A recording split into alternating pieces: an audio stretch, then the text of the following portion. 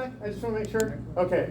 You know, I often say that I have a loud voice. My wife would say I have a big mouth. You guys can decide by the end of the night. Rick here's the same thing from Kara. So we learn to project because we're in rooms like this, and then we're at home, we're talking to our wives. They're like, honey, you're not in front of a room. Relax. You know, Rick and I travel all over the country, separately, sometimes together like we're doing now. And so I think that gives us a unique perspective on what's going on in the United States. When you watch the news, I'm sure some of you do that, or you read whatever blogs you're reading, whatever website, whatever hosts you follow. My experience, at least doing this, and I read them all, a little bit of sympathy because I do have to watch CNN and MSNBC too. But as I'm watching those, whatever show I watch, whether they're friends like Tucker or Ben Shapiro or Mark Levin, whoever it is, at the end of every single show, I feel like crawling in the closet, shutting the door, and weeping. That's pretty much it. There's no hope. I mean, they tell you can't, it doesn't matter if you vote because they're going to cheat on the votes, and our kids are all lost to the wokeness and the gender ideology, and the WHO is going to take over our country, and the leftists are never going to let us win, and they've infiltrated every institution and all the companies. It's all that stuff, right? And by the way, there's truth in all of that stuff, but it's not nearly as bad as they want you to believe. They want you to believe it's really bad. When I say, I'm just talking across the media, they want you to believe it's bad because they don't want you in the fight. Because if you're in the fight, if you guys really engage in the fight, then we're going to win the fight. That's my opinion. And so they're trying to depress turnout, depress your enthusiasm, keep you from being involved, so you'll say, what's the use? But I'm here to tell you, and Rick will back this up, everywhere we go, we can fill rooms like this with people just like you who are great patriots, who love and fear God, who love their families, who love their country, and are willing to be in the fight. And when I say everywhere I go, I mean everywhere.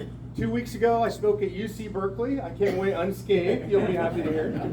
But we had a meeting like this at somebody's house in San Francisco on Telegraph Hill, top of the city, a bunch of conservatives, in San Francisco. Now, they don't have Trump bumper stickers on their cars. Well, most of them don't have cars anymore because they all get all the windows all busted in. But there are conservatives, there are people willing to fight for our country, people who love the country everywhere I go. And this is really important for you to know because I don't have to get it all from TV. I travel probably a couple hundred days a year, Rick does too. And so we're face to face with people like you all over the country. When we travel, one of the things that happens to me and Rick all the time is people come up to us and they thank us for what we do, for being in the fight, for giving them hope, and we appreciate it. Trust me, it feels great to have the appreciation of people for what we're doing. But what you don't know is that when we come into a room like this, you give us way more than we could ever give you. The thing that keeps us going, that keeps Rick going, keeps me going, keeps our families in it, is the fact that you're out there fighting. And when I leave here, I promise you, I do this from almost every place I go, I'm going to go out and I'm going to tell a story about being in Miles City and that the room was packed on a rainy night. People came out, took their free time away from their families and everything else that they had going on, and they came in to talk about saving the country. That's a really big deal. And what I want you to know is that there are millions, literally millions of people just like you out there all over the country. About 4 years ago, being in the fight, I've been in the fight for about 15 years. I started in the Tea Party movement early on in 2009, so about 15 years ago roughly. So I've been doing this for a while. About 4 years ago, 5 years ago, I moved to Texas. 4 years ago, people started really saying to me, you got to meet this guy, Rick Green. And I'd love to meet Rick Green. But I'm busy. I travel a lot. I'm not home very much, so it's hard to find time to get together with some guy I don't know. Didn't even really know much about him, what he was doing. But I kept hearing it all over the country, everywhere I went. And I know Rick was hearing the same thing from other people.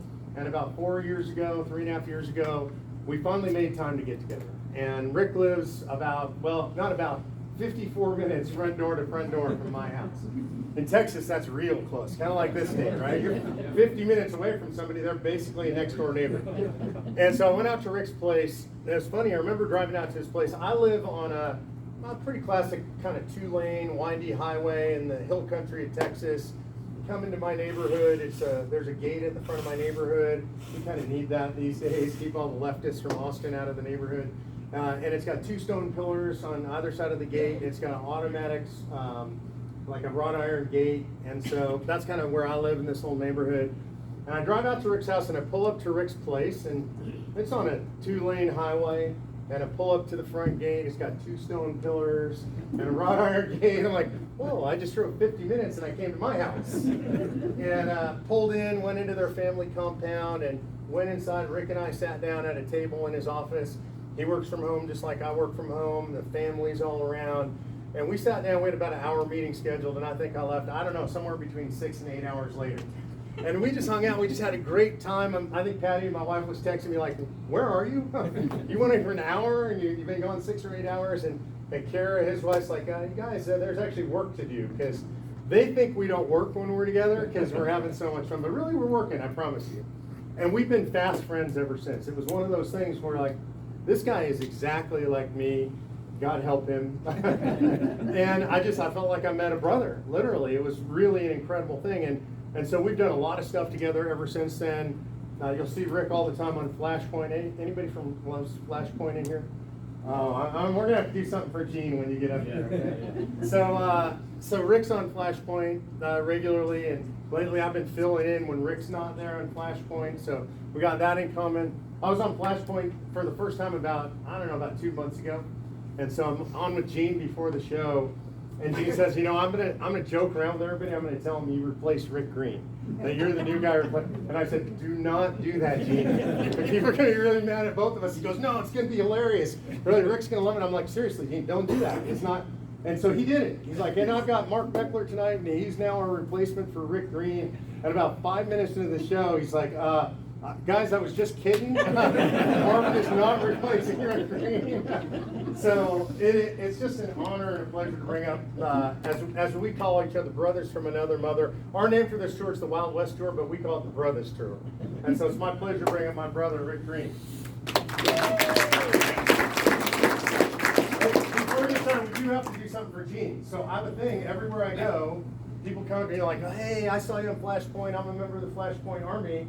And I always take a picture with at least one person or one couple from the Flashpoint Army. But this is you see how many people? I know, I saw that. Yeah, we got. So we're gonna do a selfie with our backs to you guys. Yeah, we're gonna. And I texted Gene immediately, so I'm gonna text. Well, he'll be on the air. That's right. He's on the. I bet 10 you. minutes. I bet you. No, they're an hour ahead. I bet you tonight. So they're done. So they're on right now. They got 10 minutes left. So we go. I bet you he reads it on there. Yeah. All right, here we go. We're gonna do a selfie. So here's what we're gonna do. Me and Rick are gonna be like this, and what I need you to do is. Everybody who's part of the Flashpoint Army, go ahead and raise your hands. Woo! There we go. All right, I'm going to send that to Gene right now. All right, you can start talking about what you're doing, why we're doing all this. Yeah, sounds good. Now, what Mark's talking about so true. It's there's just you've probably had an experience like that where it's a Jonathan and David type warrior, fellow warriors in the trenches experience, and we've been thrilled to work together for the last 4 years and hopefully be a blessing to you and bring you good tools and good courses and hopefully Constitution classes that you don't sleep in, but you actually are entertained and you want to teach other people. So we're thrilled to have COS and Patriot Academy doing more and more together. It's all about the same thing. We want to restore our constitutional principles in this country, and we are completely aligned in that. And I don't know about you, but there's a sense right now that the greatest nation in the world is crumbling around us. And if that's all we talk about, exactly as Mark was saying, we're going to be depressed. If all we focus on is the negative and the things in our country that aren't working right, we're going to give up. We're just going to say, forget it. Forget the country. I'm just going to go to my own place. And I have a lot of friends that have basically said that. They've said, it's all over. Grab your guns and canned food, go hide out at the ranch, right? Now, you should have the guns and the canned food and the ranch. We certainly do. But this is not a time to check out. This is a time to lean in and say, what can I do to stop this cycle? The greatest nation in the world is crumbling around me, but it's crumbling right on time. We're almost to that 250-year mark. We're 2 years and about 52 days from our 250th birthday as a nation, when most nations fall apart. And so the question is, 2 years and 52 days from now, are we all going to be curling up in the fetal position, depressed and crying because our nation fell apart, or are we going to be celebrating a rebirth of those revolutionary principles found in the Declaration of Independence? Mark and I hit it off because neither of us are ever going to be willing to curl up in the fetal position and give up. We're going to fight till we're 6 feet under. And so that iron sharpening iron has created this energy and synergy that's, I think, getting a lot of people involved in what's going on across the country. And I believe we can be celebrating. There's a meme going around. Everybody kind of hears this, but we often say that the cycle of nations is that you have tough times that make for tough men make for good times, and then good times, unfortunately, leads to soft men, and then soft men, of course, take us into tough times. And it's logical why that works, right? In the good times, hey, man, we're enjoying life. We're coaching Little League and playing golf and enjoying the blessings of liberty and not bearing the burden. We're not doing the hard work that it takes to preserve the good times. And so we're just now starting to enter the tough times. I pray we're not headed into 1,000 years of darkness like Ronald Reagan warned about. I don't believe we're headed into 70 years of captivity. But if we are, the Bible says, you probably everybody in this room has a pillow or a coffee mug that says, I know the plans I have for you. Plans to prosper. Everybody loves that, right? You admit it. You've got that somewhere in your house. It's either on the wall or on a coffee mug or a pillow. Where were they going? 70 years of captivity. They're going into captivity. And God says to them, marry your wives, plant your gardens, build your homes, raise those kiddos, be a blessing in the nation where you are. So even if it goes that direction, even if we fall into tyranny in this country, our duty does not change. We're still expected to uphold biblical principles and uphold the principles of liberty as best we can where we've been planted. But I think we have a great shot at interrupting that cycle, preventing the tough times from lasting as long as they would if we didn't have these kind of things to interrupt. So we have to start thinking about how to do that. I don't know about you. Are there any baseball fans in this neck of the woods? All right, anybody that likes baseball? Okay. Anybody that's ever seen a baseball game? Watched the baseball. Okay, good. All right. At least not going over so well. Last night it didn't work. Tonight it's not working. Man, what is it with these non-baseball? Florida or California. Yeah, come to Texas and watch a baseball game. All right. So if you've seen a baseball game, then you probably know when the batter's up there and the defense, team is out there. There's these white lines that we could call the foul lines, right? And when you hit the ball, you've got to hit it within the foul lines. Now, what would you do if you were watching a Major League Baseball game? I mean, we're talking the best team in baseball, of course, the Texas Rangers, against, Satan's team, the Houston Astros. And you're watching this game, and some dude gets up there, let's just say Jose Altuve gets up. And he hits a line drive ball, but it's literally in the stands outside the foul line. And he just takes off running and starts going around the bases. And he just goes all the way around the bases, comes home to home plate, and of course the Rangers are all standing around going, what's wrong with this dude? Why in the world is he? Everybody knows that's a foul ball. He can't take to the bases. They can't score a run on this. And as soon as he comes home, the umpire's like, that's one for the Astros. Everybody's looking around going, wait, the rules say you got to be within the foul line. And the umpire says, well, no. See, that foul line, it's white, so it's a symbol of white supremacy. And so we, in a way to stand against white supremacy, I'm saying there's no foul lines in this game, at least for the evil Astros. The Rangers still have to play by the rules, but the evil Astros don't. Now, if you were sitting in the stands, you'd be like, what is going on, right? What happens if they do that for not just Jose, but they do it for the rest of the team? That goes on all night, and then it goes the next night, and the next night, and the next night, and they just decide the umpire, who is supposed to enforce the rules, is instead rewriting the rules, and all of a sudden we've got a very different game than what was intended. But there happens to be this thing in Major League Baseball called the rule book. And the rule book says that ball's supposed to be between the foul lines. And if nobody's following the rule book anymore, and even the umpires are now changing the interpretation of the rule book, what do? I mean, what are the beloved, God-fearing, good Texas Rangers supposed to do whenever something like that is happening? Well, guess what? The owners of Major League Baseball teams are the ones that vote on what the final rules are going to be. So what would happen if the owner of the Texas Rangers said, we could call a meeting, get the owners together and say, hey, things are out of control on the field. We need to enforce the rules, and so we're going to clarify with a rule right now that we vote on that the ball's got to be between the foul lines. But instead he says, I don't know, I could call that meeting, but if I call that meeting, then the other owners might decide to pass some new rules that I don't like. So I'm just going to let them keep playing by these new crazy rules that the umpire made up. And in fact, if I called a meeting, and even if we clarified that in the rule book, well, you know what, that umpire might still do whatever he wants anyway, so let's not even try. Does anybody think the owner of the Texas Rangers is going to do that? No, by God, he's a Texan. He's going to say, we're going to enforce the rules. If we have to do it at gunpoint, we're going to figure this thing out, but we're going to have a meeting, and the owners would come together. They would pass a new rule to go into the playbook, into the rules, to clarify for everybody. And now if an umpire tries to create a new rule that hasn't been talked about for years and years and years, everybody's going to say, no, that's not the rule. You got to play by the rules. Well, you guys already know exactly what my analogy is about. America and our system of government is out of control on the field. The federal government is way outside its boundaries. In fact, in many ways, our state governments are outside their boundaries, our local governments. In fact, I remember a guy named, something like Tommy J. He said that when any form of government becomes destructive of these ends, what did he say right before that? What ends was he talking about? Life, liberty, the pursuit of happiness, truths, consent of the governed, which means, if they're becoming destructive of the ability to give or refuse. That when any form of government becomes destructive of these ends, it is the right of the people to alter or abolish it. Of course, we're talking about Thomas Jefferson, Declaration of Independence. It is our job as the owners. We're the owners, right? We the people are in charge. We're Caesar. Amen. And for us to say, let's not even have a meeting with the rest of our owners, the other states around this country, and talk about getting this thing back on track and confirming the rules that we should have been playing by in the first place, and clarifying how this Constitution is supposed to work, well, then of course they're going to keep hitting the ball outside the foul lines. Of course they're going to keep rearranging the game to be something it was never intended to be. We have the ability in the Constitution to clarify how our system is supposed to work. And as the owners, of course we do it through our state legislatures, but as the owners, we the people, to not engage in that is a dereliction of duty.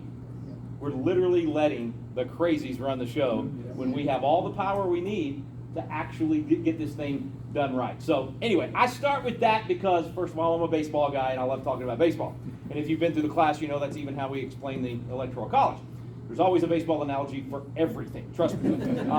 But anyway, my point is, I just think we've been complaining a lot as a people around the nation, complaining about how the feds are out of control, complaining about how they shouldn't be telling us to let boys go into the girls' locker room or playing girls' sports, complaining about the fact that they're not forgiving student loans, they're literally shifting student loans to us, so now we get to pay for, lesbian dance theory degrees and whatever else they're studying.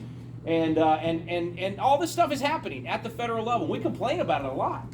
And then everybody's like, well, Mark and I are kind of like, aren't you tired of complaining? Wouldn't you like to actually do something about it? And people say, well, we can't do anything about it. Man, we have been given the exact tool necessary. Thankfully, Colonel George Mason was smart enough at the end of the convention to say, you better make sure the states have the ability to rein in the feds because they're going to get out of control at some point. Yep. And I don't know of anybody in history that has ever taken power without permission, ripped power from someone else, stolen that power, that's ever said, oh, I'm really sorry for that. Oh, would you forgive me? Let me just give you that power back. That's never, ever, ever happened. And the founders knew that, of course, being students of history and students of the Bible. They knew better than to give unlimited power to a federal government. That check and balance system is because they knew the heart of man. So Jeremiah 17:9 says, the heart is evil, no man can know it. They knew that, we could make any one of you the congressman or the president or the Supreme Court justice. You've still got evil in your heart you don't even know is there. You are fallible, and you're going to make mistakes. And so we need to have the checks and balances to keep each other in check. And unfortunately, we've lost civics in this country. We stopped teaching it. And so people think checks and balances are only, judicial, legislative, executive. They keep each other in check. No, there's also a check and balance between fed, state, and local. And the states have the ability to keep the feds in check, and it's done through the amendment process. We actually did that with the 11th Amendment, and the Founding Fathers were the ones that did that. Federal government got out of line, Supreme Court handed down a decision that the states didn't like, said, hey, we're going to amend the Constitution to tell you you're wrong. How do you tell the federal government they're wrong? Through an amendment to the Constitution. That's how you overrule the federal government. Because you can elect anybody and everybody you want. We can put the Trumpster back in the White House. We can have a really good, Congress. We can have a great Supreme Court. And we might even pass everything that we're all wanting to see done in this country. Promise you, 4 years after that, 8 years after that, 12, I don't know how long it's going to be, but somebody that doesn't think like that's going to end up in power at some point because the pendulum swings. And then we're right back in the same mess. If we'll put this stuff in the Constitution, we can get a 50-year reprieve on this leftism and on this out-of-control federal government. But we've got to do it the proper way. That's through the Constitution. And that's why I think we hit it off so well. We agree on the solution. Okay, so we have to interrupt this broadcast for a message from Gene Bailey. And I will let you read it out loud with the appropriate emotion, please. It is, woohoo! Yeah. I just want you to know he's on air. It was Gene's voice. I had to go into the upper registry. You know? I'll tell him you said it. Yeah. I'll probably be guesting for you a lot more often. That's great, man. Isn't that funny? So tell me, let me see again. How many people have watched this on Flashpoint before? Wow. Isn't that amazing? Man, that is incredible. You weren't there Monday. That's Yeah, right. neither one of us. He wasn't there to fill in for me because we were in July. Yeah, you said no, and then I got the call. I got texted from Micah saying, "Can you fill in for Rick?" It's like, "No, we're together causing trouble." But we should have gone live from here. That's what we should have done. So it's cool. Right? He's on the air, literally looking at his phone and responding. That's awesome. Look, one of the things I want to talk about is what you all know sort of what we're talking about. We'll get into more details. But I want to start with what are some of the things that we can actually do. What are we talking about? We talk about calling a convention of states. We talk about proposing amendments and ratifying those amendments. A lot of technical details along the way. We'll get into a bunch of that stuff, and we'll talk a little bit about some of the objections. By the way, I don't know, who's passing out cards? Does somebody have cards to pass out? I do. Okay, so we're going to pass out cards. You can start writing down your questions anytime. We'll do everything. Any questions? Nothing off the table, folks. Seriously, ask your questions. Tough questions. Let's have We'll a good, do everything we can civil to go discourse through tonight. every card. That's what we try to do every time. And so far, we've been able to get through all of it. But I want to talk about a little bit about what we can do with this. We have this tool. It was given to us by the framers of the Constitution, and it allows us to do some things that I think are incredibly pertinent for the times we're in right now. So, kind of the basics, starting with the basics. Anything that would impose term limits on Congress and federal officials. Anybody think we need term limits on Washington, D.C.? Yeah, and let me ask this question. How many of you believe that Congress will impose term limits on itself? No. Okay, because if you raised your hand on that one, I'm going to ask you to leave. And so, no, of course they're not going to. Oh, wait, Gene is texting again. He said, "We put that pic on the show tonight." Oh, that's great. Don't you worry. Well done, man. Awesome. That's I awesome. love Gene. So you guys are famous. Now you're on the National Flashpoint Show. So you can tell your friends who are not here or watching Flashpoint, did they see you tonight? You'll also start getting hate mail from the left. Just so you know. It comes with the territory.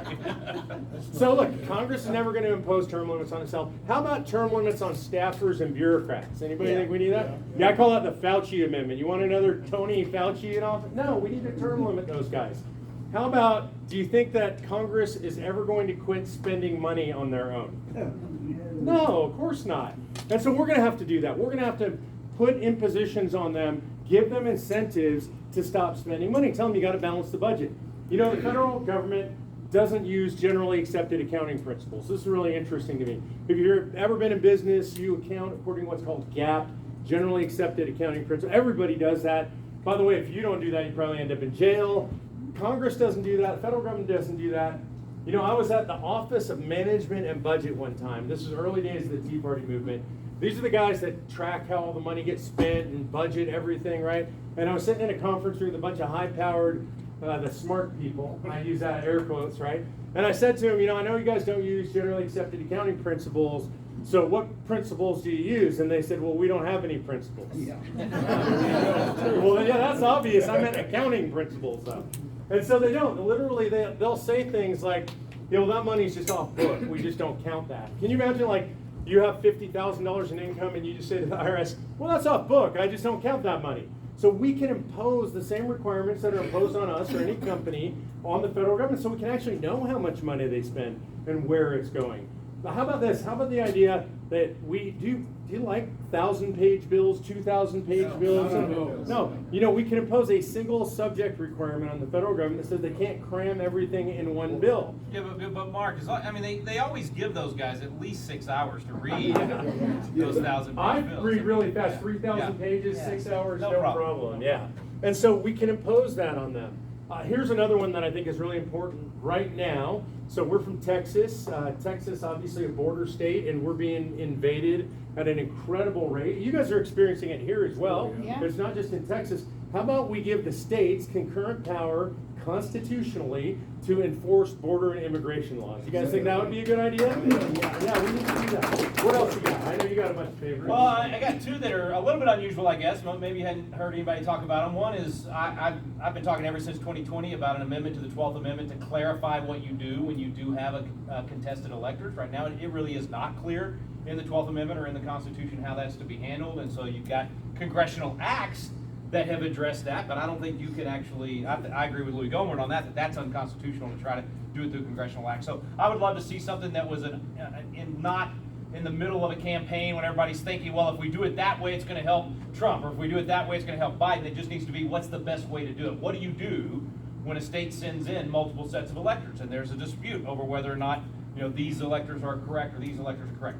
Since we don't have a clear way to do that, which is why, by the way, Mike Pence had 3 options that he could have gone with that day. I don't want to get in the weeds, but I was saying the same thing that John Eastman was saying. Can you believe we're prosecuting learned constitutional scholars like John Eastman for simply giving a constitutional opinion, for simply advising on here's the history of the 12th Amendment, here's what John Adams did when he was vice president and opening the electors and between he and Thomas Jefferson, here's what Thomas Jefferson did in 1800, here's what Richard Nixon did in 1960. He's literally just giving advice and showing history, and he's now under prosecution for his law degree. Atlanta's got him under criminal prosecution.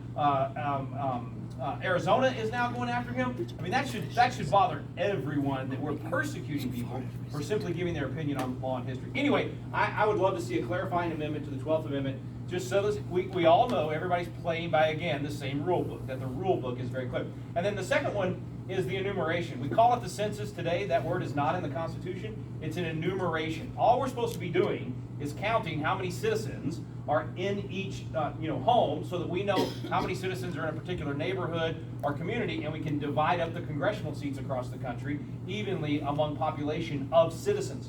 Right now, we're counting everyone. So illegal aliens are counted, which is why you have anywhere, depending on which study you look at, from 10 to 25 seats right now that the Democrats are holding because of these blue sanctuary cities where they've invited in the illegal aliens and they're counting them for the enumeration. Therefore, they're getting more members of Congress, they're getting more representation, more districts, and therefore it skews the entire system. And if we don't deport the 20 million that have come in, 10 to 20, depending again on who you listen to, 35. Then those are going to be counted in the enumeration, and you're going to have another 20 or 25 seats that go to the Democrats instead of to the Republicans, where they should go based on the actual citizen population. So this is a simple, easy amendment to do.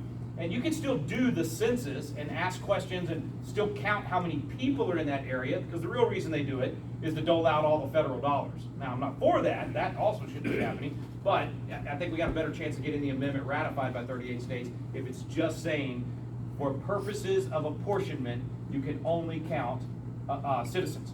And that would be a huge, huge change. Now, here's why it's important to think about why it's necessary to have a convention of states and amend the Constitution through this process, rather than just hoping that Trump will fix this, or some president will fix this, or the Supreme Court will fix this. Trump tried to fix this. Trump actually did fix this in terms of what he tried to do by executive order when he was in office. And of course, the Supreme Court didn't side with him. They took out a whole bunch of what he was trying to do. And then as soon as Biden was elected, literally on day one, changed the rules and even tweaked the formula so that they would get more from the 2020 enumeration going into Democrat seats. And there's so many issues like that where you cannot just count on electing good people and sending them to DC and it's solving it. The rule book has to be accurate. You have to have good rules to go by. We've got a broken system right now. What we're trying to do is repair the system, rebalance the power between the feds and the states, and in this case, and 2 amendments I'm talking about, simply clarify what the rules are, where the foul lines are going to be. Yeah, I mean, so for me, when I look at that, I actually just get excited, because I think there's all this stuff that Washington, D.C. does every day that makes me angry, that frustrates me. If I'm watching the TV or listening to the radio or whatever, the people I like, and they're telling me all the horrible things that's going on, I'm mad about that stuff. And if it were not for this, I would just be mad. And then ultimately I'd be done being mad, and I'd just be depressed, and then eventually I'd just give up. But the reality is there is something we can do about it. Now, I hear all the time from people objections to doing what we talk about. And I want to talk a little bit about that kind of stuff that we hear literally every day. And I hear it, to be fair, from everybody on the left. Like, when I say everybody on the left, I mean everybody on the left. Wait, I thought you were funded by George Soros. Yes, that is the rumor. Anybody in the room know? Yeah, I get this all the time. People here in this state say that about me. People in the legislature say that about me. Do I look like I'm a Soros guy? Good costume, huh? And so we got people on the left. It's literally Common Cause is the center of this, and that's Soros's largest policy organization. It's Center on Budget and Policy Priorities, another Soros policy organization. And it goes on down the list from there. It's Planned Parenthood, it's La Raza, it's MoveOn.org, It's Hillary Clinton personally, Howard Dean, former chair of the DNC, and you can go on down the list. It's literally Socialist Party of America. These people have all signed a press release, and what they say, we're talking more than 100 organizations. 250. 250, all on the left. These are all leftist organizations. And they say, funded by Soros, a bunch of them. they say that the worst possible thing that could happen in the United States of America is if we're successful, if we do what we want to do. And there's something I agree with them on. It's pretty rare that I agree with the radical left. But what they say is these people are trying to reverse 100 years of progressive policies. Yeah. How's that sound? Yeah. Not bad, huh? And that's why they hate you guys, because they know if we do this, if we actually start using the Constitution to save the Constitution, we're basically overruling the system that they rigged. Right. They've been getting everything they want from They the don't current need one system. of They don't. these. Yeah. The worst thing for them is to do this because they know most of the country's not with them. So how they've had to enact most of the big changes in our country, they've done it through the courts, right? They haven't done it through legislative bodies. And so they've been able to rig this system, game this system, because we haven't done our job in fighting back and using the Constitution to overrule them. And they know this is not a silver bullet, doesn't solve everything, but it's the best weapon in the toolbox that we have to defeat the left and actually restructure this whole thing. That's why all those leftist organizations are against it. And almost everybody on the other side, we've got a couple of couple of leaders in our country and a couple of organizations that you could say are on the right that still aren't with us. But listen, I was there 15 years ago. I was not in favor of this. I understand how people feel when they're concerned that, well, what if this happens at the convention? What if I'm a God and Guns guy? That's what they called me when I was a state rep in Texas. I even have an ad by Charlton Heston. All right, so Moses stumped for me, people, and it was because I was passing all the gun legislation in my state. So I'm an avid Second Amendment guy.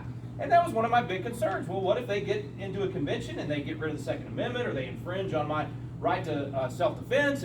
And so anyway, I had this guy on my radio program, and that's people's number one concern: runaway convention, something's going to happen there that's going to totally change the convention. And this guy on my show, as I'm moaning about all that, he says, "Wait a minute, Rick." He said, "Come on, you're a smart guy." He said, "What happens at the end of a convention if they actually passed something at a convention or suggested something at a convention? There's no passing it; you're literally proposing at the convention." He said, "Okay, so let's say that they actually got rid of the Second Amendment at a convention of states. What happens next?" I said, "I don't know." I hadn't studied it. I really didn't know. He said, it has to go back to the 50 states to be ratified. He said, "Rick, how many of those 50 states have to say yes to get rid of the Second Amendment?" I said, "Well, it's 3/4, so I guess I don't know. So 38."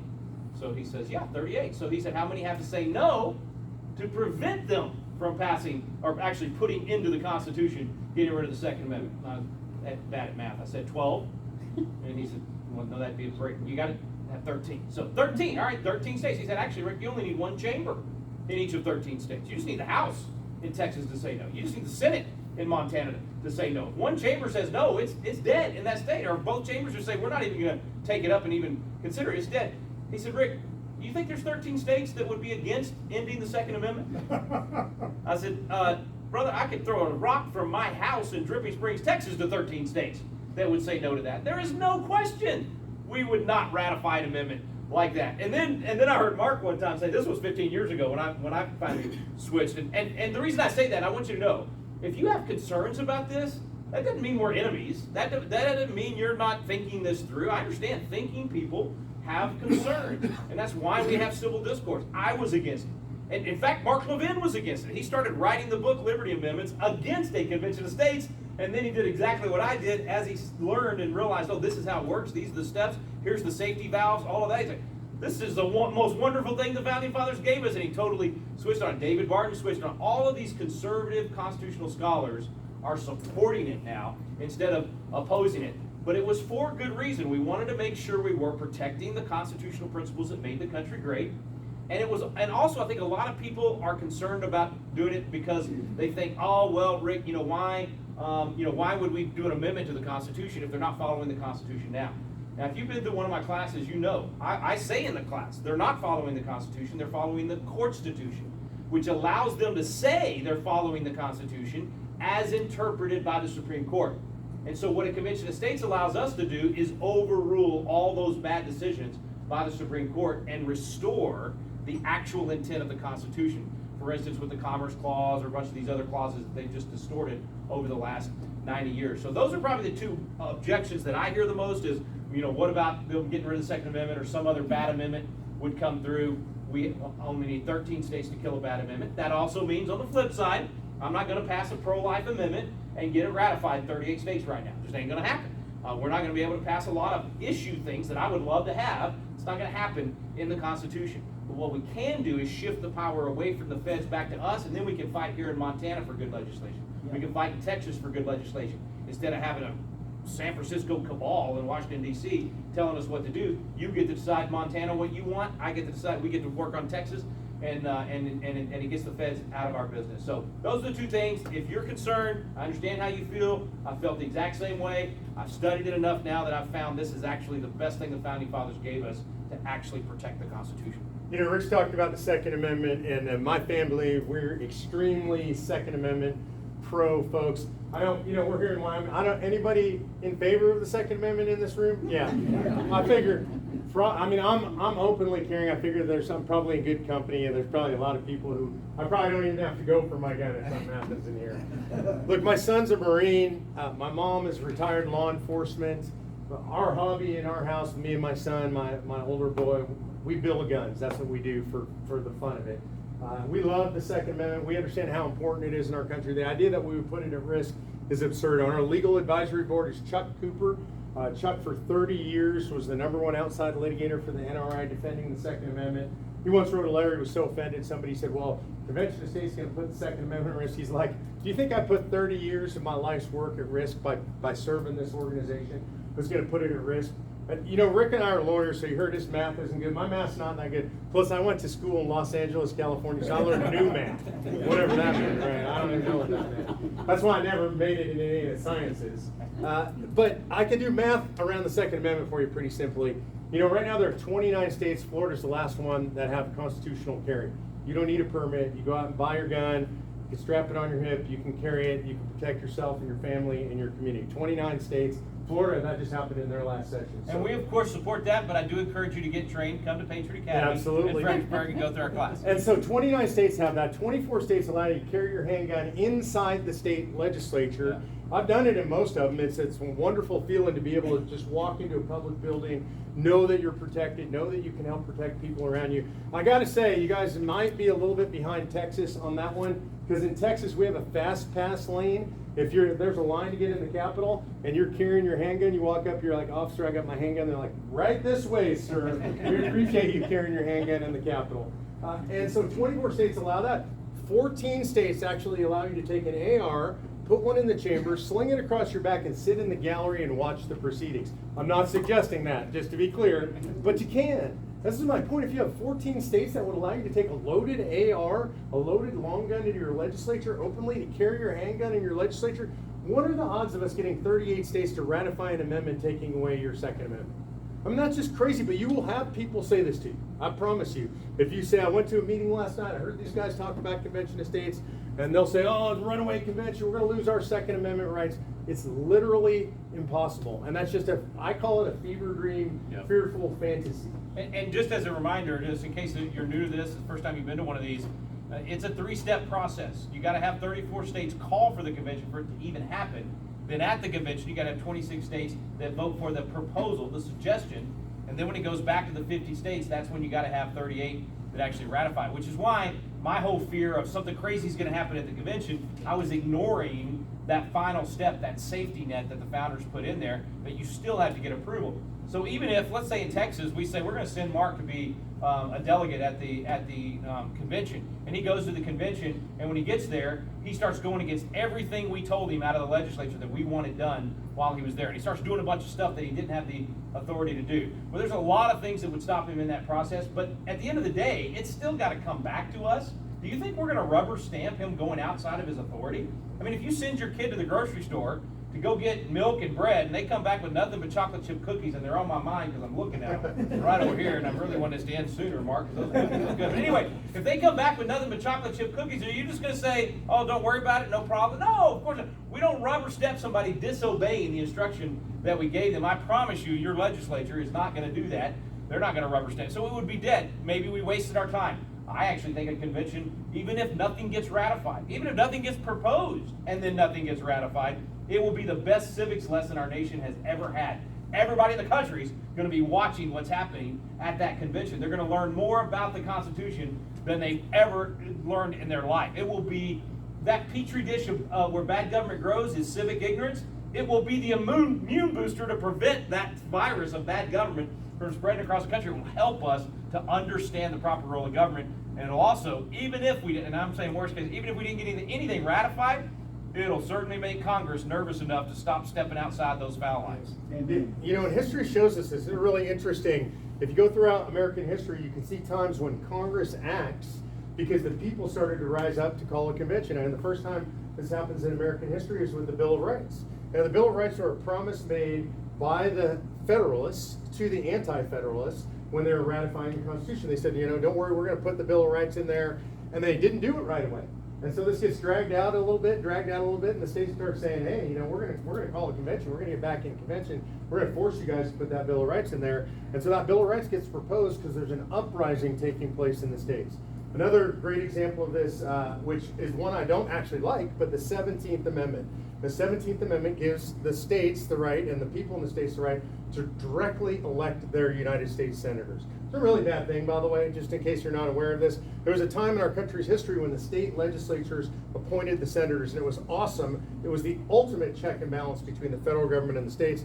Senators, it was really easy. They could be the stupidest person in your whole state. They only had to know one word, literally, no. The federal government would say, well, we're going to do this. Nope, you can't do that. That's state purview. And so, just a simple example of that. I served on the Ag Committee when I was in the Texas House. If we didn't have the 17th Amendment, and my U.S. senators answered to us in the legislature, and they went off to Washington, D.C. and started proposing having a U.S. Department of Agriculture instead of just state Department of Agriculture, I'd be on the phone with the 2 U.S. senators saying, you're out of a job tomorrow if you vote on that, if you actually create a Department of Agriculture at the federal level. We don't need that. We'll take care of business in Texas on how we want to do ag, and we'll let Montana do theirs. And we would have been able to stop that from ever being created in the first place. And because we stopped holding the Senate accountable through the state legislature, we ended up with people going to Washington, D.C. for 6 years and no longer answering to the legislature and defending the state, or 36 years, and now they, are able to do whatever. Yeah, and so,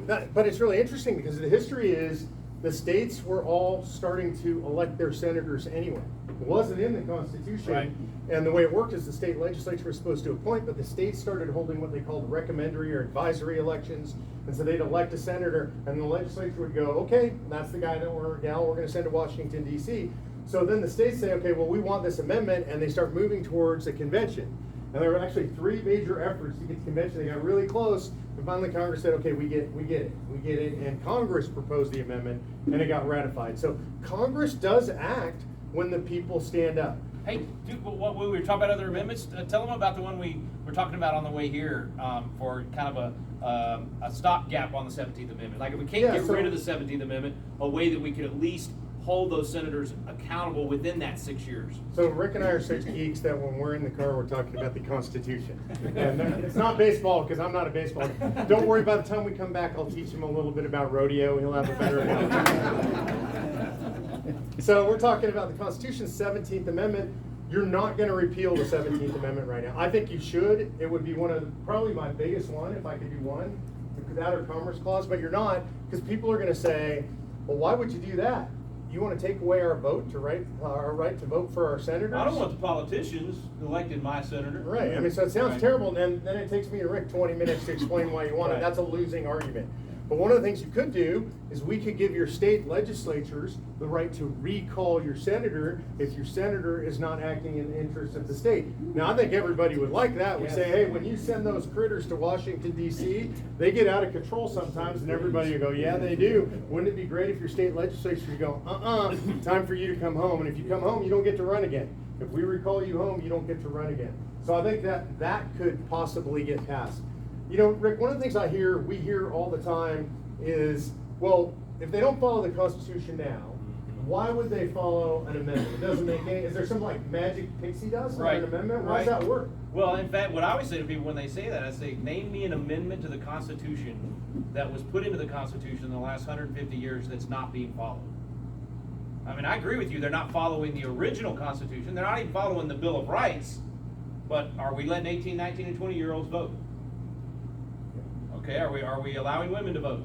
We can argue about the propriety of that later, but So in other words, you take any of those amendments, anytime an amendment is done, they have to follow it. They have to. There's no way to get around it. There's no Supreme Court dance around that amendment after you just had a national debate that was very obvious as to what that amendment was going to be. Now, 50 years from now, they'll start twisting it a little bit at a time, which is what they did with the Commerce Clause starting 90 years ago.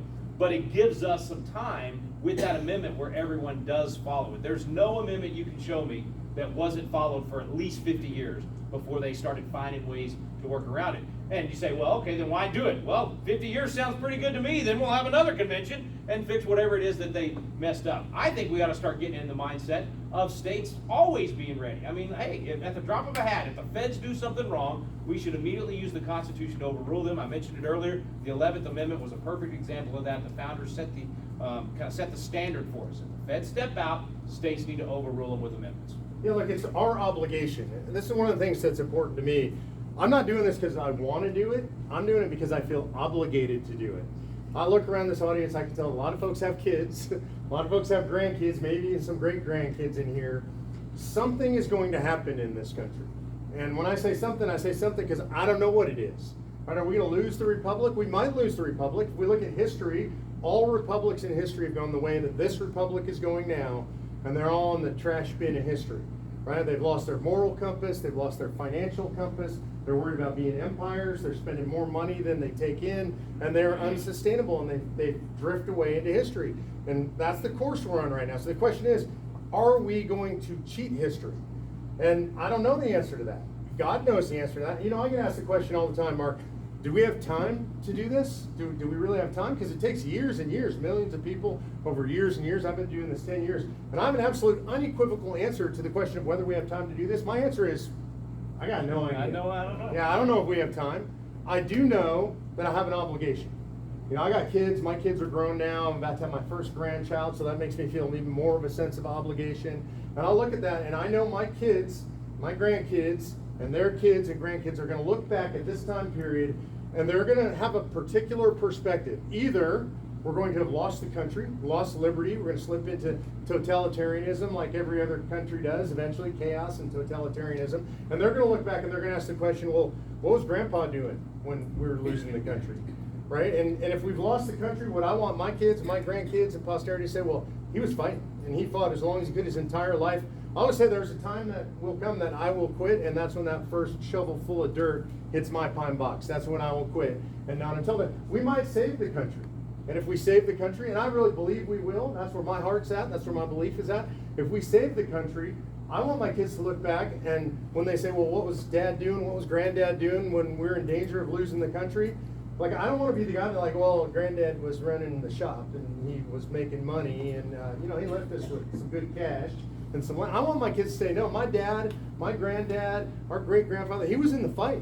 He was out there, he's giving everything in. Yeah, he was running the shop, maybe he was making money and providing for his family, but, you know, here on a weeknight, in Miles City, he was with his fellow patriots. He was engaging in the fight. He was helping to lead the fight. That's who I want to be. I don't know what's going to happen. There's no way any of us know what's going to happen, but I do know someday history is going to look back at us and judge us. And I'm not going to be the guy that said, oh, you know, it's too scary, I should quit. You know, that's something people say to us all the time. I'm afraid. How often have you heard, I'm afraid? Way too often. I think safetyism is killing America. I think we've bought into this. Government can keep me safe, or if we just don't do anything at all, we just hold the status quo, that maybe we'll survive longer. It's almost that, you know, Thomas Paine writes about this in the 1777 an American crisis, not in the original one, 76, but in 1777 he talks about running into a Tory at a tavern, and the Tory was talking about, you know, as long as I have peace in my day, and I don't have to worry about this, I don't care if my kids have to have a fight. He said, that's not a man. A man who says, I'll fight the battle today so my children can live in freedom. And so I don't want to be safe. I don't want to play it safe. I want to make sure that we're doing what it takes to save our kids. And anyway, this safetyism thing is killing America. We bought into it. It's causing people to make really, really bad decisions and not engage when they should. One of the worst examples comes from our home state. I mean, when safety becomes your highest value, you'll cower in the hallway. with your ballistic shield and your bulletproof vest while a maniac is murdering children on the other side of the door. That's what happened in Uvalde, Texas.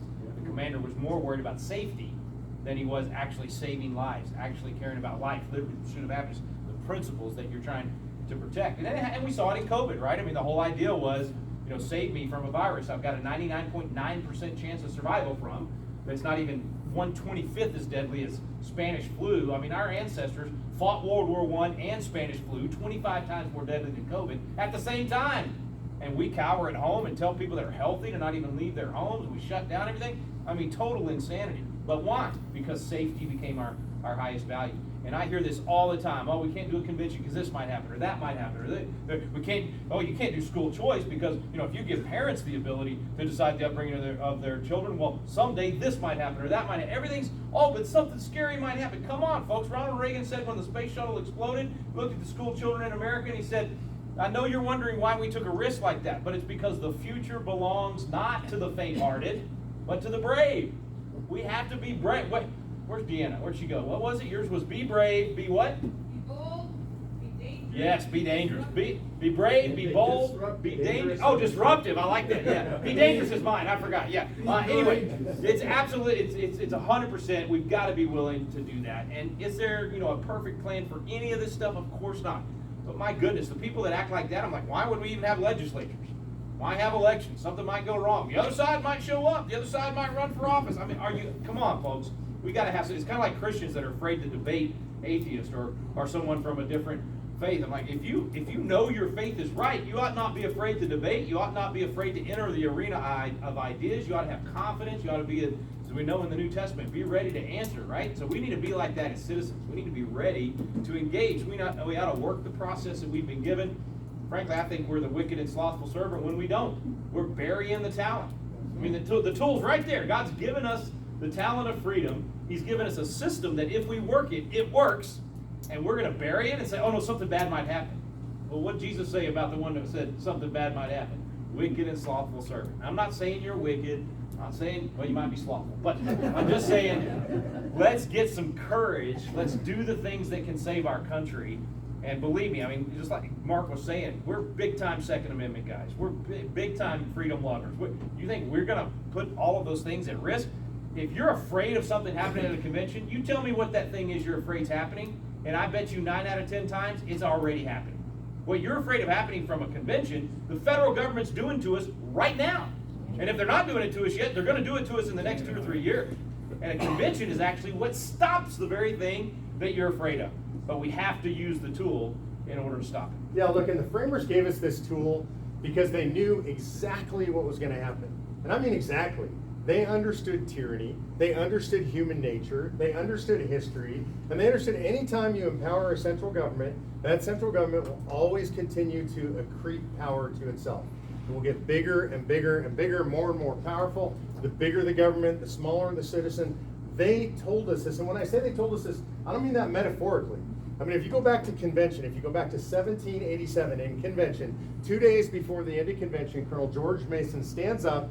He's addressing the men assembled. They're probably sick of hearing him from Colonel Mason. He's ready to go home, man. We're done. They're done. And he says, look, we have a terrible problem. We've created this document. It gives the power to Congress to propose amendments, and it doesn't give the same power to the people acting through the states. And he asks a question. Are we so naive that we believe that a federal government that becomes a tyranny will ever propose amendments to restrain its own tyranny? I mean, we started with this. No tyrant in history has ever said, I have a little bit too much power. I think I'm going to give it back to y'all.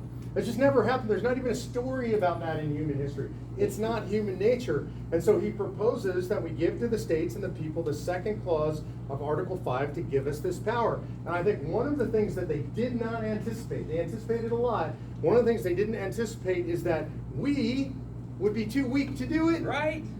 Like they said, we understand the state legislatures, they're going to protect their power against encroachment by the federal government. We understand the federal government's out of control. We know the federal government's still doing all these things, but we're not going to do anything about it. We're not going to do it. And we hear this in state legislatures. I talk to legislators all the time all over the country. Like, I hate the federal government. They make me so angry. And they tell us what to do. They tell us how to spend our money. We know better in Montana. We know better in Wyoming, wherever it is. And I'm like, oh, that's awesome. So you're going to stand up against it and call a convention, right? well, it's kind of scary. I don't think we can do that. We got problems right here at home, Mark. I mean, we got a budget that we got to work on. And my response is, the country is crashing. Whether you're in Montana or Wyoming or Texas, it doesn't matter. If the country crashes, you're going to crash. Yes. If Washington takes away liberty from California or Indiana, they're going to take it away from Montana too. We got to rise up. And this is what the framers expected of us. You know, I have a vivid imagination. I like to think of like what it would be like to sit around with the framers. And I know you've been all over the country. We've been in Independence Hall together, filming in Independence Hall. You really get the feel, like what was it like for the men sitting in that room and debating and discussing and how difficult it was.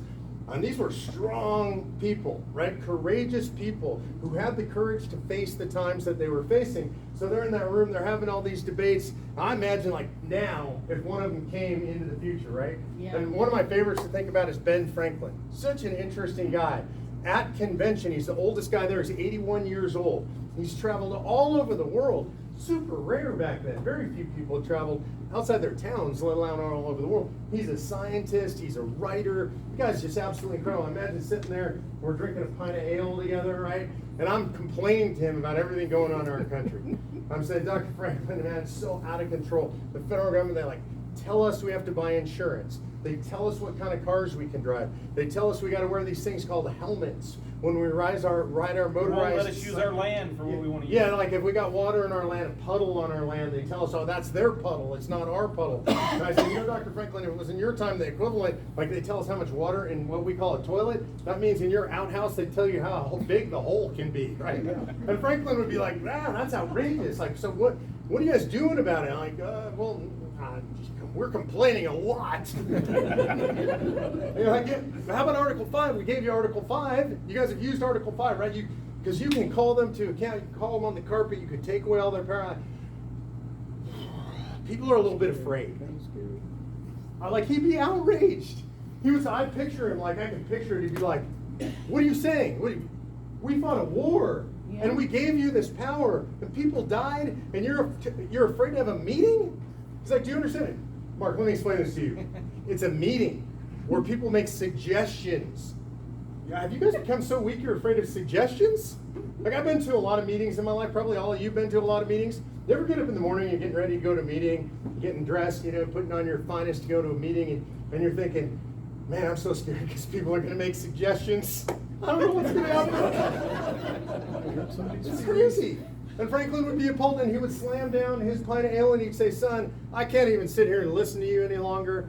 Give me a call after you call a convention, and let me know how it goes. Because we gave you that tool, because we knew this time would come, and you are our posterity. People died for this right, and you need to go out and do it. Be a man up, and make it happen.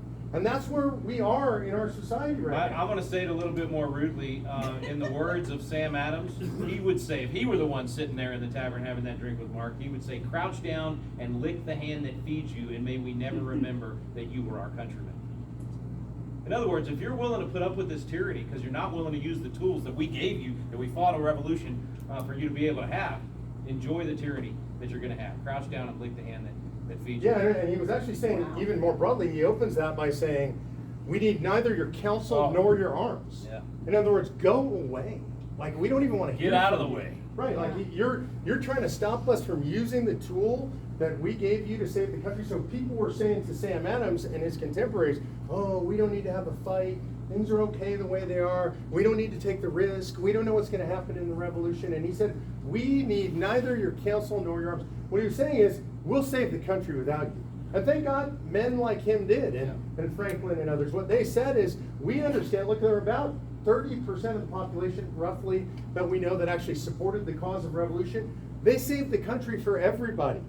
And so for those... And only 3% that actually fought. Right. That's what we're after, is the 3% that are willing to engage. So for those... Intellectually, whatever mole from, the Atlantic Journal is here going to say that I said 3% that would fight. Intellectually fight. Yeah, and so I do say this, and this is really important because we're pretty bold about this. There are those who will try to stand against us, those who I would say are on our side on 95% of issues, 99% of issues, and I'll say on this issue, we need neither your counsel nor your arms. You go away from us. We don't want to talk to you. You can lick the hands of those who feed you. I hope your chains rest lightly upon you, and may our country not remember, or our posterity not remember you are our countrymen. And it's pretty brash, and it's pretty bold, and it's pretty aggressive to say something like that, but dang, I'm gonna fight for the country. I'm not going to give up this country without a fight.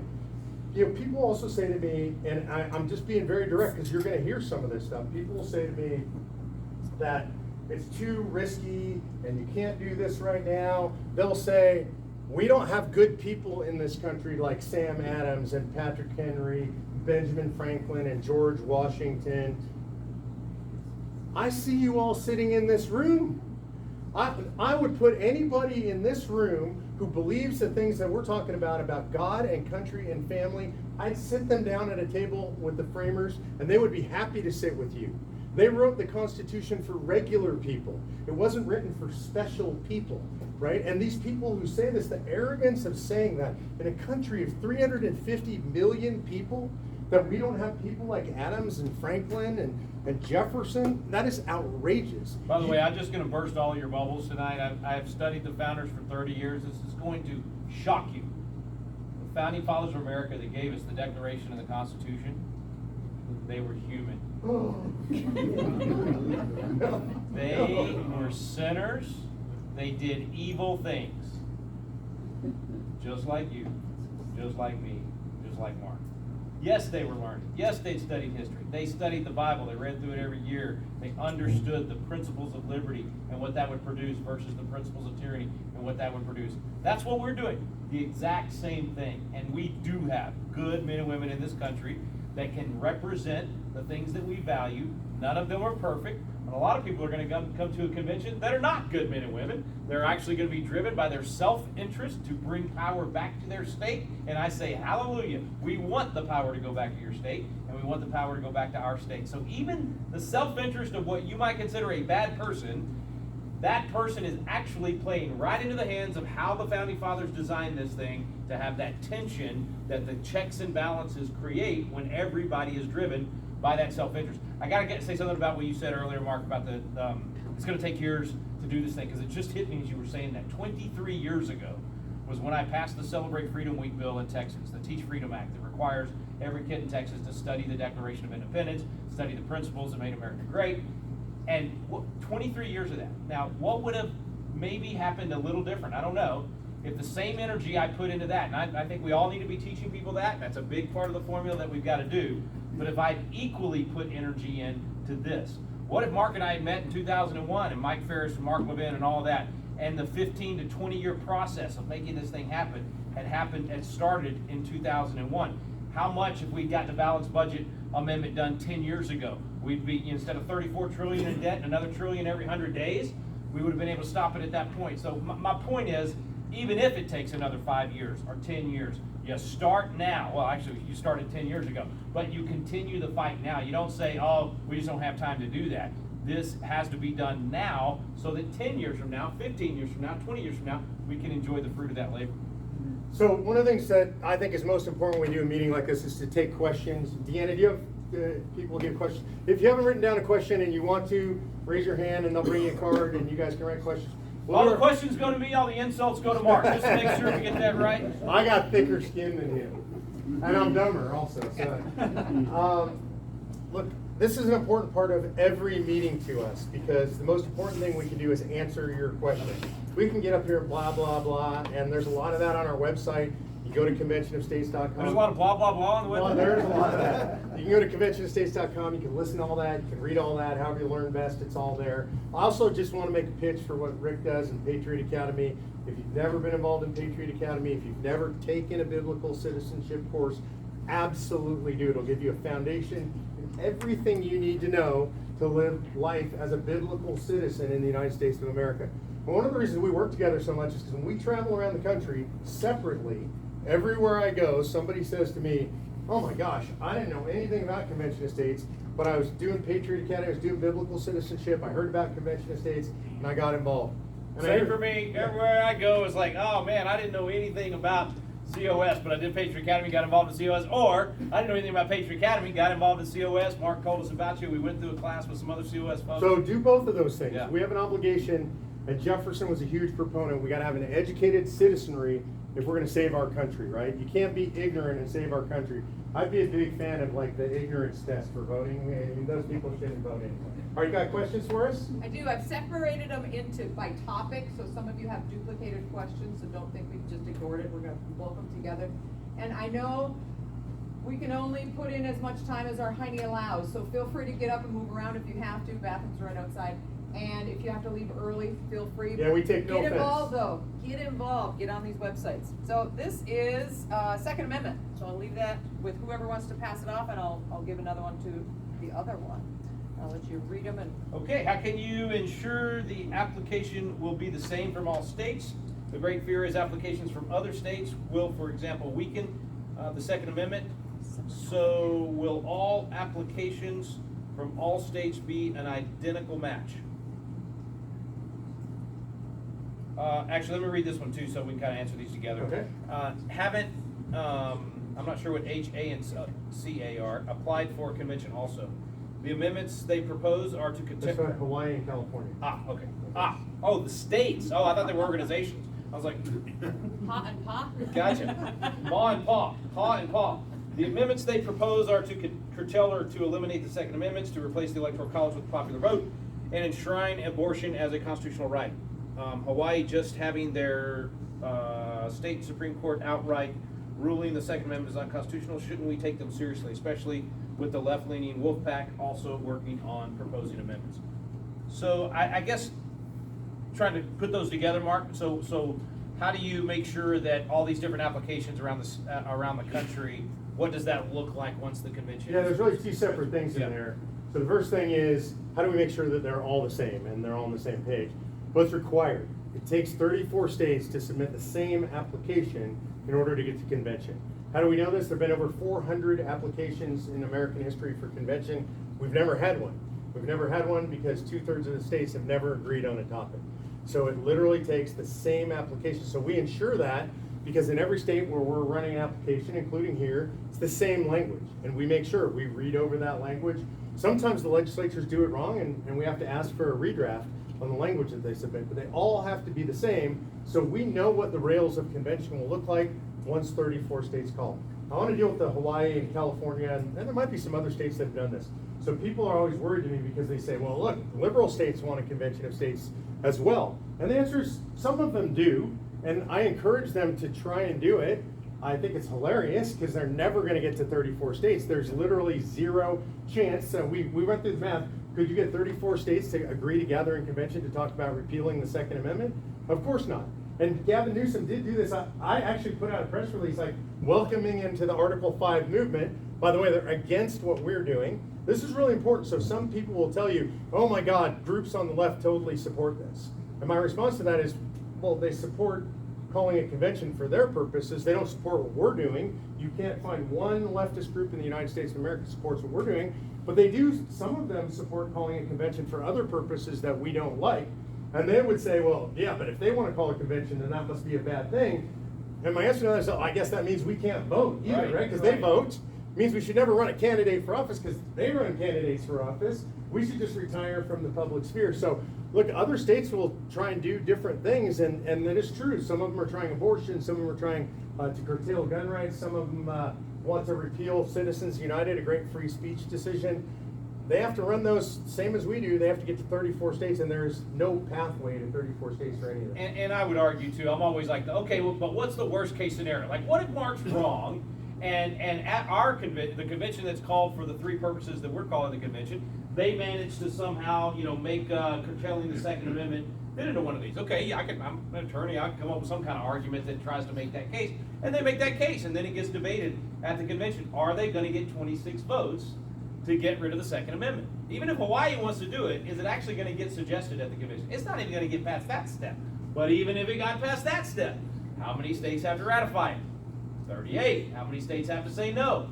13. So even if that whole scenario that plays out with, oh my goodness, this other state might propose a bad amendment or call a bad convention, they still have the same safety valve that we have. And that's the protection that the Founding Fathers gave us. And it's just like you're saying, like, well, let's not have an election because somebody we don't like might get elected. That's the same mentality that would say, let's not have a convention because somebody else might propose an amendment to the Constitution that we don't like. It's always going to be competition. You're always going to be, that's the free flow of ideas. That's the whole idea, is that we have civil discourse. As Patrick Henry said, according to the magnitude of the subject, ought to be the freedom of the debate. That's how we get to that truth. So this is a long one. I'm going to read the whole thing. There's a lot of stuff in here, like pieces. So we'll try and deal with all of this. This says, you say there are plenty of sufficient checks and balances in the Constitution. So I'm going to start with that. I never said that. I would never say that. I know what the Constitution says. The Constitution simply says when 2/3 of states apply for a convention, that the Congress shall call a convention by naming the time and place and the manner of ratification. So it doesn't, I didn't say there were any checks. Yeah, maybe what I said was that this is the ultimate check and Right. balance, and it's in the But Constitution. I'm not saying that there are checks and balances for this process Right. in the Constitution. But I haven't given specifics besides 2/3 of the states won't go for anything radical. And I think we've given a lot more specifics than 2/3 of anything. We'll get into that. Isn't it true that the rules, including the number and means of ratification of the proposed amendments, will be decided after the convention is called? This is a multi-part question, so I want to deal with all of it. Okay. So the answer is no, it's absolutely untrue. I should clarify, part of that's true, part of that's untrue. So isn't it true that the rules, including the number and means of ratification of the proposed amendments, will be decided after the convention is called? The rules, as far as the rules of how the convention operates as a body, are decided when the convention gathers. That part is absolutely true.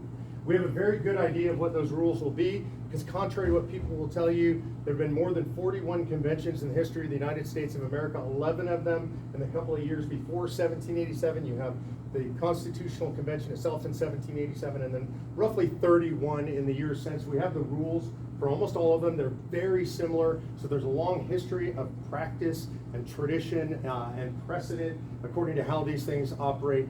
Generally, what we believe is that the convention will operate according to what's called Mason's rules. A lot of them are, they're like Robert's Rules of Order if you ever run a club or anything. 70% of legislatures operate on Mason's rules right now, and legislatures will probably make up the main body of conventions, so we expect they will choose rules that are very similar to what they're used to using. We've actually drafted a set of rules that have been used in simulated convention, so I think it is correct that they will decide those rules after the convention is called. This is the part of that that's absolutely untrue. The number and means of ratification of the proposed amendments will be decided after the convention is called. It's absolutely fundamentally untrue. The ratification means and methods are specified in the Constitution. It says directly in the Constitution, 38 states, 3/4 of states required to ratify. The means, it goes out to the states. Two possibilities: by state ratifying convention is one way, or by legislative ratification. All but one of our amendments have been ratified by legislative ratification. I expect that'll be the method. But even if they said it was state ratifying convention, you know who decides what that is? Legislature. The legislature decides. So either way, the legislature is going to decide how things get ratified. Now wait, So- I'm going to disagree with Mark for a Yeah. second. So you could change how ratification takes place with an amendment that is proposed by the convention and then ratified by 38 states. And it couldn't be That's proposed. the only way you can do it. Could not be proposed under the grounds of this convention. Under this It would definition. require a separate convention to propose a change to the Constitution in the way things get ratified. So that could not be done under this convention, so that's just definitely untrue. Okay, let's see. And by the way, I'm not, the thing about the rules, like, that doesn't scare me one bit. Like, I have enough faith that whoever comes together, if they want to have a convention that's going to do anything successful, anything that's going to come out, you're going to come together, let us reason together, we're going to figure out what those, even if they started from scratch. Now, thankfully, we're not doing that. Like, all of that's being planned out ahead of time. But even if it wasn't, if we're so afraid that human beings can't come together and agree on how they're going to talk to each other for the next couple of weeks and work this thing through the committees and all that, again, let's just not even have government at all. Let's just do anarchy. This says these rules will be decided in the U.S. House, correct? And the answer is absolutely, fundamentally, totally and completely, that's a fallacy. And I hear this all the time. The United States Congress will decide how the convention runs. I actually hear that the Congress will decide who the delegates to convention are. I want you to think about how absurd that argument is. So they're in convention. Mason stands up and says, we got a problem. Congress has a process for proposing amendments, but we need a way to route around Congress because they're going to become tyrannical. And we have to figure out, what do we do so that Congress has no involvement and we can check their power? Do you think then they said, well, okay, so let's give them power to control the whole thing that's intended to check their power?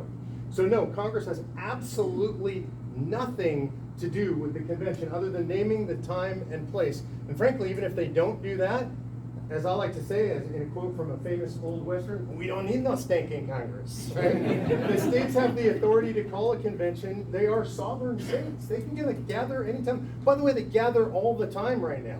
They gather for the Uniform Law Commission, gather for the Uniform Corporate Commission, what's it called? UCC? Commercial code. Commercial Code. They gather. And even just picking the date and the place, that's what we call a ministerial duty. That's literally just like a secretarial thing where, okay, we're gonna say it's gonna happen here and this will be the date that it's set. And I mean, again, we can debate things like this, but I don't know of a single constitutional scholar that hasn't agreed that if they didn't do that, if Congress just decided not to do it, that we couldn't. The states just gather. We just gather, or you just ask the court to. So again, they said this is not in cement. In other words, that it takes 38 states to ratify. No, it's not only in cement, it's in ink, and it's pretty much with the blood of our framers Right. in the Constitution that Right. it takes 38 states.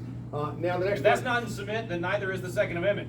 Yeah, nothing in the Constitution is in cement. It says the delegates may not do what they were commissioned to do, just like our elected officials today. You want to address that?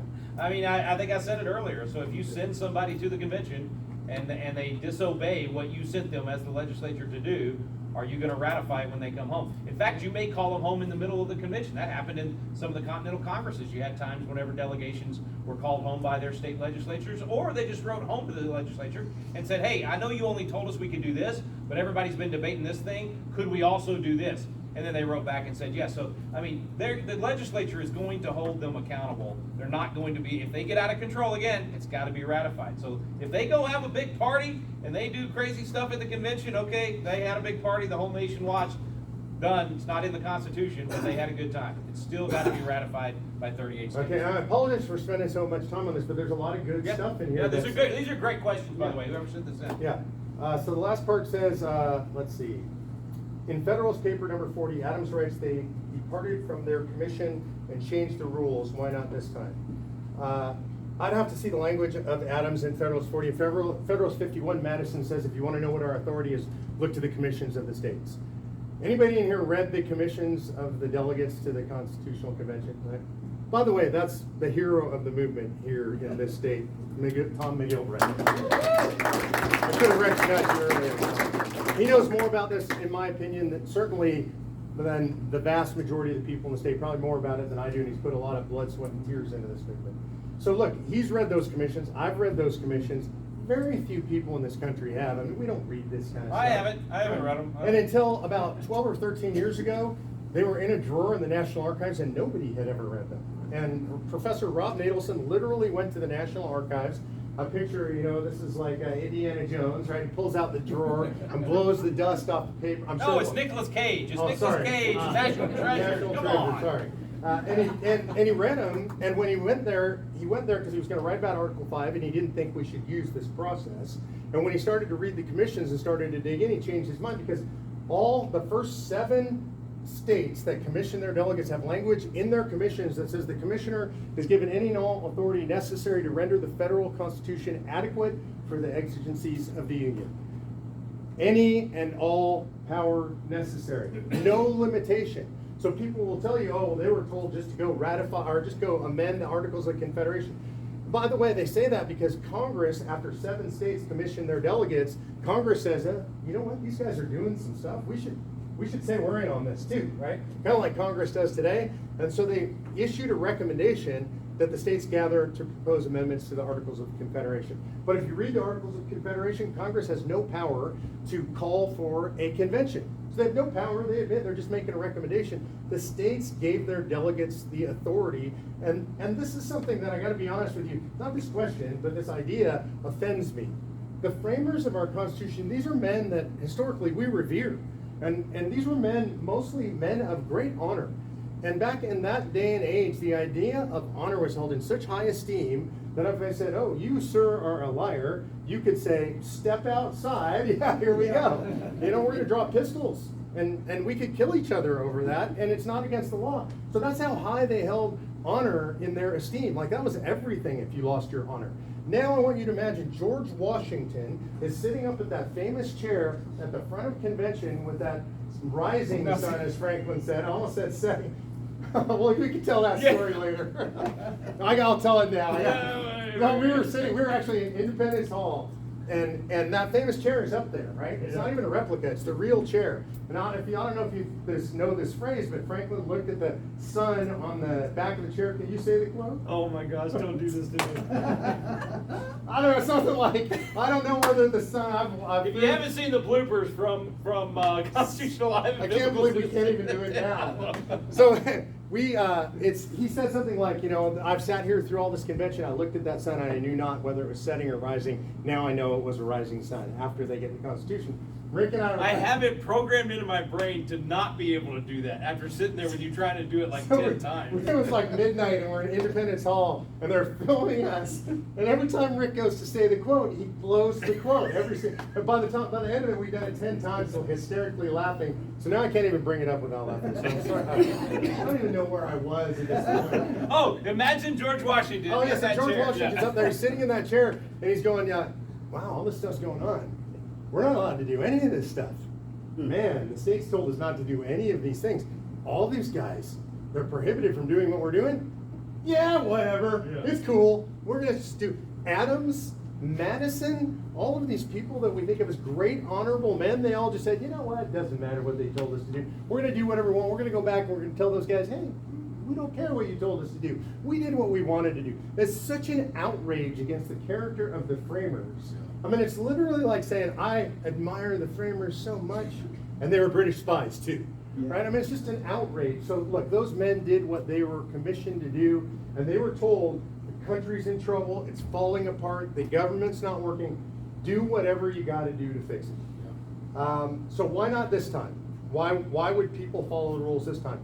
I actually think, for one reason, they're even more likely to follow the rules. And that reason is, they're going to be watched. Yeah, we're watching every single second. You all know the story of that one, right? The windows are nailed shut and nobody can see what's going on. It's total secrecy.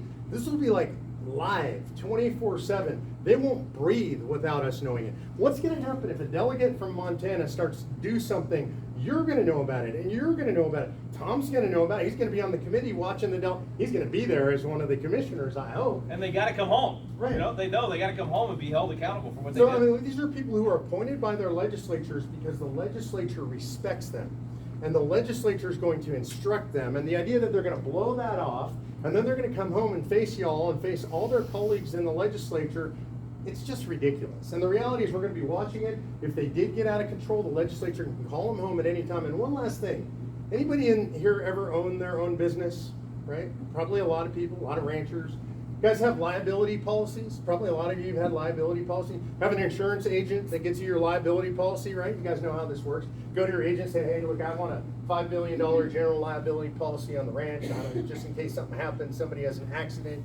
And so you give them the authority to go out and get that policy for you, right? So they can bind you to that policy because you sign something saying, I'll take that $5 million policy. They come home, they come to your house one night, and they're going, you are so lucky, Bob, because I found you a $50 million policy. Not $5 million, $50 million. It's only going to cost you 3 times as much. And I bound you to that policy. You're bound, so write me the check. And you would say, hold on a second. You're my agent.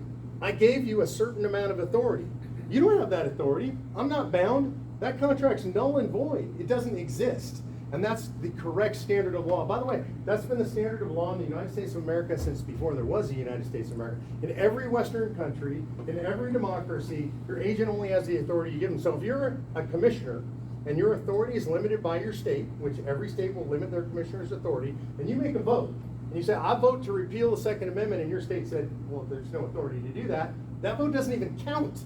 We don't even have to argue about whether that person voted. So this idea that commissioners are going to go and do whatever they want, I mean, it's not rational. No. Agreed. No, I don't even have anything to add to that. Good. Oh, one more. How are representatives to the COS selected? It's easy. However your state legislature decides. As many as they want to send, however they want to choose them. A lot of states, you guys already passed the Delegate Selection Act? Okay, so you can pass a Delegate Selection Act that'll say how you choose them. States have done it all kinds of different ways. Senate sends 2, House sends 2, Governor sends 1. States could elect their representatives. The important thing to know about that, you could send 1,000 people if you want. State gets 1 vote. This state gets the same amount of votes as New York or California or Ohio. And so this is one of the things I love about it. This is true federalism. And some people are like, oh, I'm so scared. I don't know how they're gonna elect their delegates. And my thing is, I'm a federalist. I think it's great. Let the states choose however they want. Their delegation's gonna have to agree on every vote, and they're gonna get one vote. One thing that I don't think we even talk about enough is that we all have concerns about election integrity right now. We all have concerns that it's out of control, and how do we get it back in control, and all of those things. The beauty of Convention of States is there's no problem with election integrity on Convention of States. Everything is wide open to the public. So there's no way to cheat on a Convention of States, right? So if you're concerned about cheating in elections and all of those things, this is the best way to get things done without having to worry about the election integrity thing. Because every state, when they do their resolution, it's open, public record, everybody's watching what the legislature's doing. When we do the convention itself, open, public, all that. So I just think that's another benefit of this that I don't even think about it all the time, but when I do think about how much we're concerned about election integrity right now, if you're concerned about election integrity, you ought to be for a Convention of States. The next three are regarding term limits, and I love ranching community. I'm gonna kick it off with this. How can we term limit the government workers or in any other way castrate their power? Who wants to take term Oh, I limits? love it. You remember when Joni Ernst first ran and she did the castration ad? I love that. Look, I think this is really important. We talked about term limits for federal staffers and bureaucrats. You can do it on federal employees. But I think one of the more powerful ways to do it, one of the biggest problems we have with federal employees, and this goes for state employees too, are public employee unions. And the great icon of the conservative movement, maybe of all time, Franklin Delano Roosevelt, said that public service and unions are completely incompatible, that they cannot coexist in the same system. And one of the things that you could do in a convention of states, not at the state level, but at the federal level, you could do away with permanently federal employee unions. If we did that, we would be a lot better off. A second thing that you could do is you could just get rid of these administrative agencies.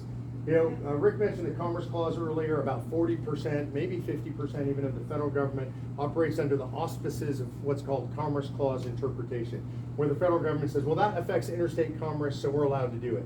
And I won't go into all the legal details. It's absurd and ridiculous. They were not given that power in the Constitution. The courts gave them this power. So we could simply say, hey, we're going to curtail the federal government's power. We're going to go back to something like the enumerated powers. No more Department of Education, Department of Energy, EPA, USDA, FDA. Yeah, all of them just gone. Does that sound good to anybody? Yeah. So we It's just gonna be like that dude from Argentina, you know, Malay, when he's doing, has everybody seen that, where he's like, this department, gone, this department, gone, this department. So we can do that. So I think that's the best way to castrate the federal employees is just literally just get rid of those agencies. The weirdest thing about those agencies to me is every state has all of those agencies. Like, literally, is there something that Montana doesn't know how to do better for itself than the federal government? No, of course not. People thousands of miles away know how to manage your agriculture industry better than you know how to manage your agriculture. Somebody in Washington, D.C. knows how to manage your water rights better than you know how to manage your water rights. But it's absolutely outrageous. We all know the debate between Jefferson and Hamilton about the size and scope of government, right? Hamilton's the big government guy, Jefferson, the small government agrarian. It's kind of funny because both of them are small government I was gonna guys. say, even Hamilton's big government was really tiny government compared to what we have You know, they agreed on something fundamentally never gets talked about. It's called exclusive spheres of influence. Yes. And what they said is, if the federal government can do it, a state can't, and if a state can, the federal government can't.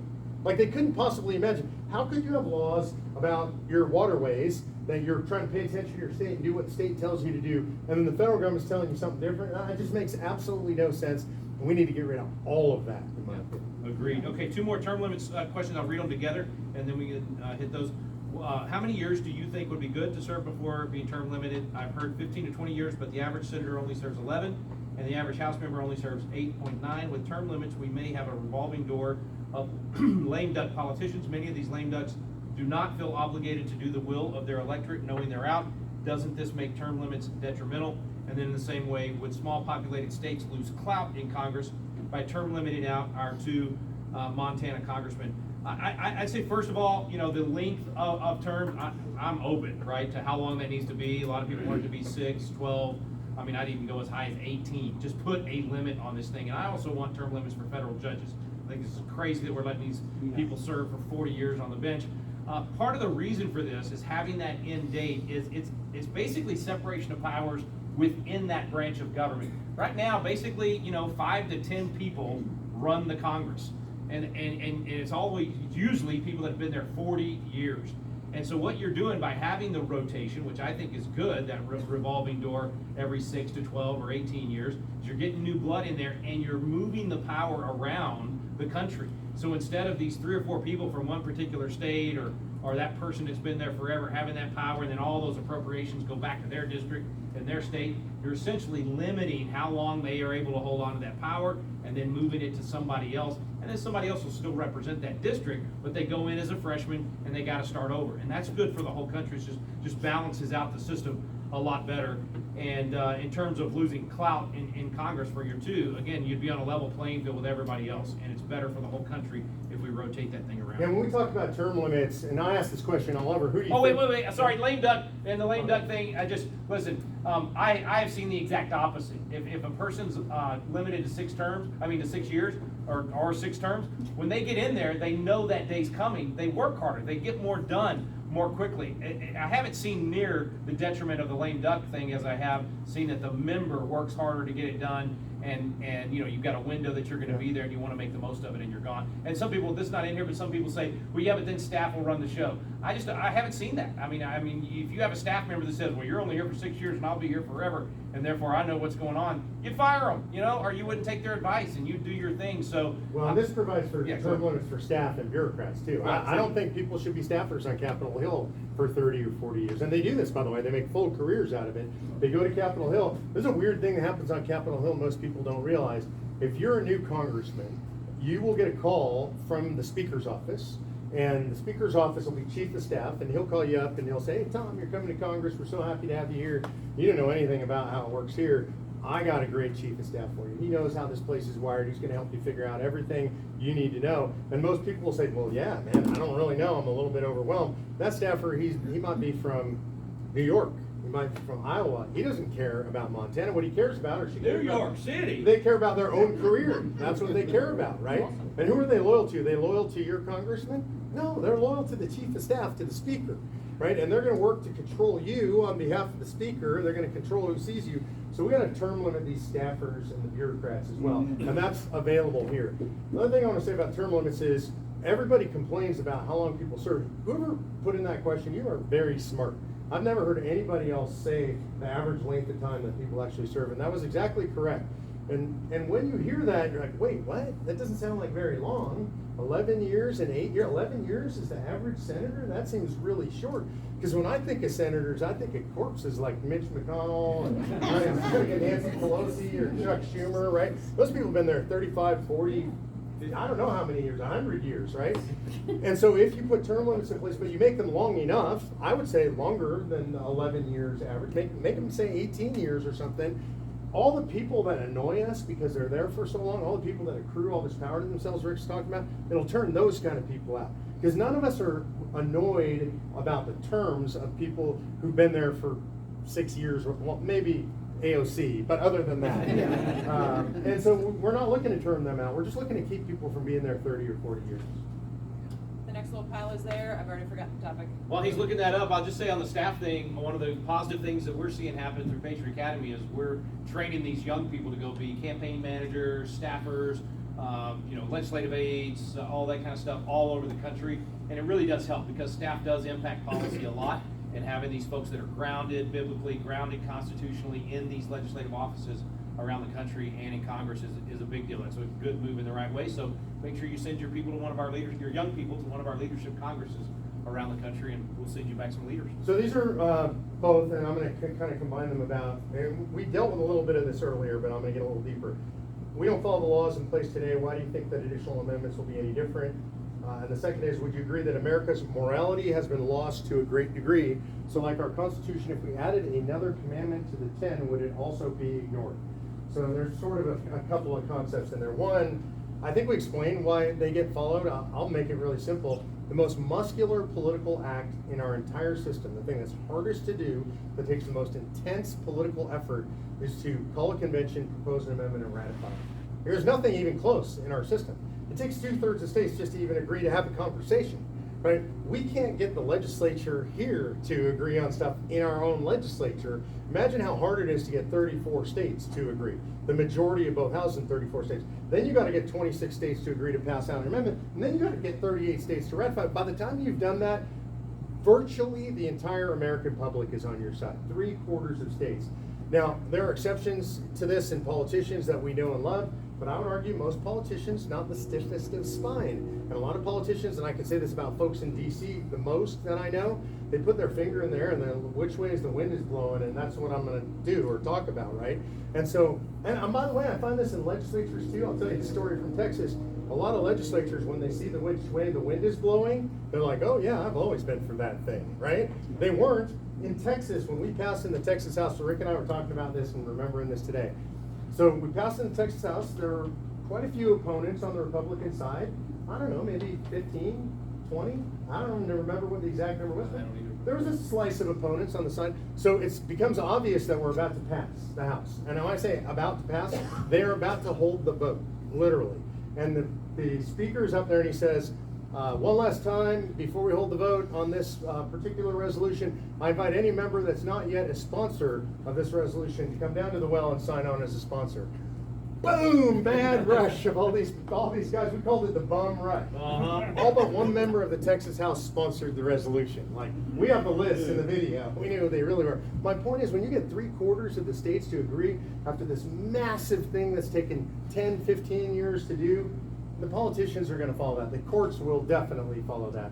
As far as it being like adding another commandment, I mean, it's just different. Like if God said there's one more commandment, I'm following it. I don't know how you, I think pretty much there. If God stepped down right now and gave Moses the stones and here's another commandment, pretty sure everybody would follow it. So it's not like the Constitution. But if the people are saying, through this massive movement, The people are the sovereign. we're adding this, we are the sovereign in that case, and they will follow. Yeah.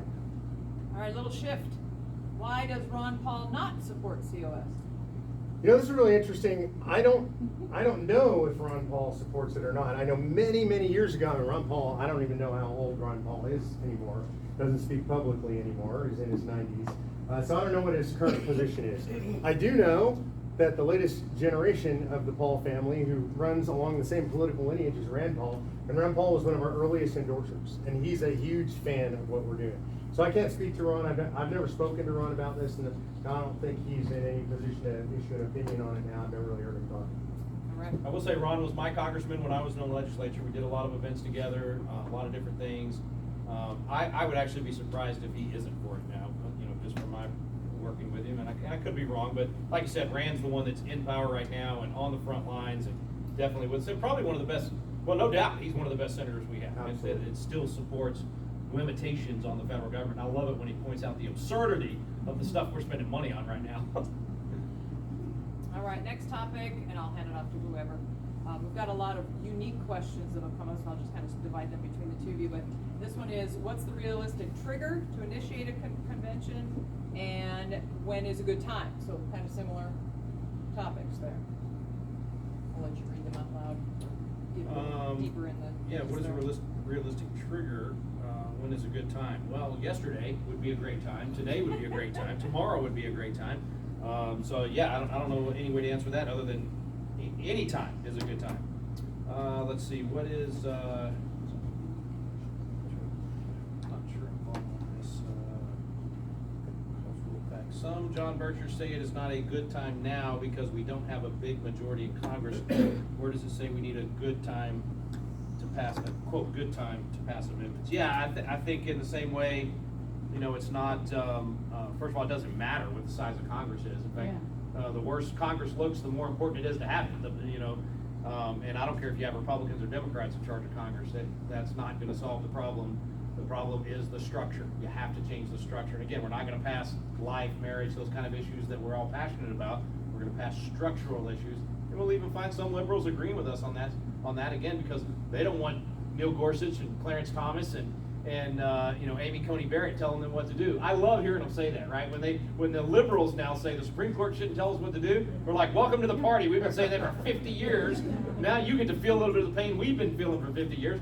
And now they understand why you shouldn't have a Supreme Court do it. So anyway, I don't think the makeup of Congress matters. No, not at all. Yeah. Congress has nothing to do with it. In fact, the worse Congress is, the more we need to do this. Amen. Yeah. This one says, how do we stop illegal aliens from getting more dollars than a lot of us make in a month? And how do we stop an inept person from getting their name on a ballot? I'm going to deal with the first one first, which is in a convention of states, we just say illegal aliens are not entitled to any money from the federal government. Does that sound like a good amendment to you guys? Yes. Like, I mean, if you're not a citizen, then, or you're not here legally, if you don't have legal status in this country, then you get no money from the federal government. I mean, that's a pretty simple amendment, and I think the vast majority of Americans would support that. And so I think that's an easy one to get ratified. Including now a lot of folks in blue cities that are sick and tired of their benefits being given over to somebody that doesn't. You know. Second one, how do we stop an inept person from getting their name on the ballot? We would have needed to teach that one to the framers, because that's been going on for all of our history. And actually, this is super important. Our government was made to handle inept people.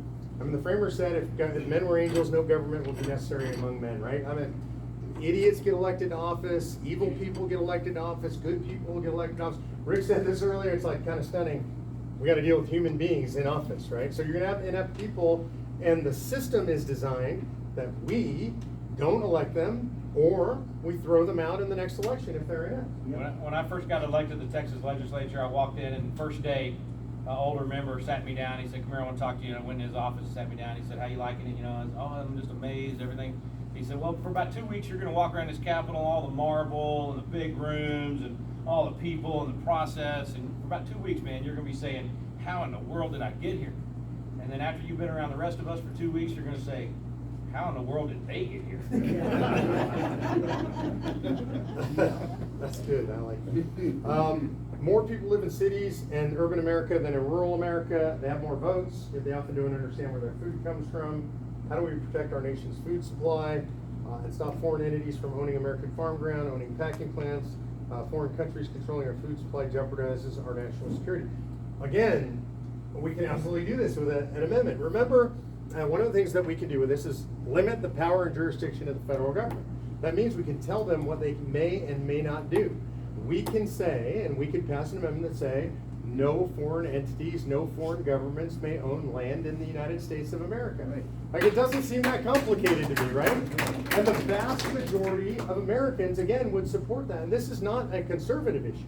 Like, most people in blue cities, they don't want China owning up all our farmland. They get it. They don't want China owning all our real estate, or whatever country it is. We need to protect our sovereignty as a nation. I think most people, I would say 80% of people in America support that. But we also know that the federal government, the officials in the federal government are compromised. China's poured an infinite amount of money into our country.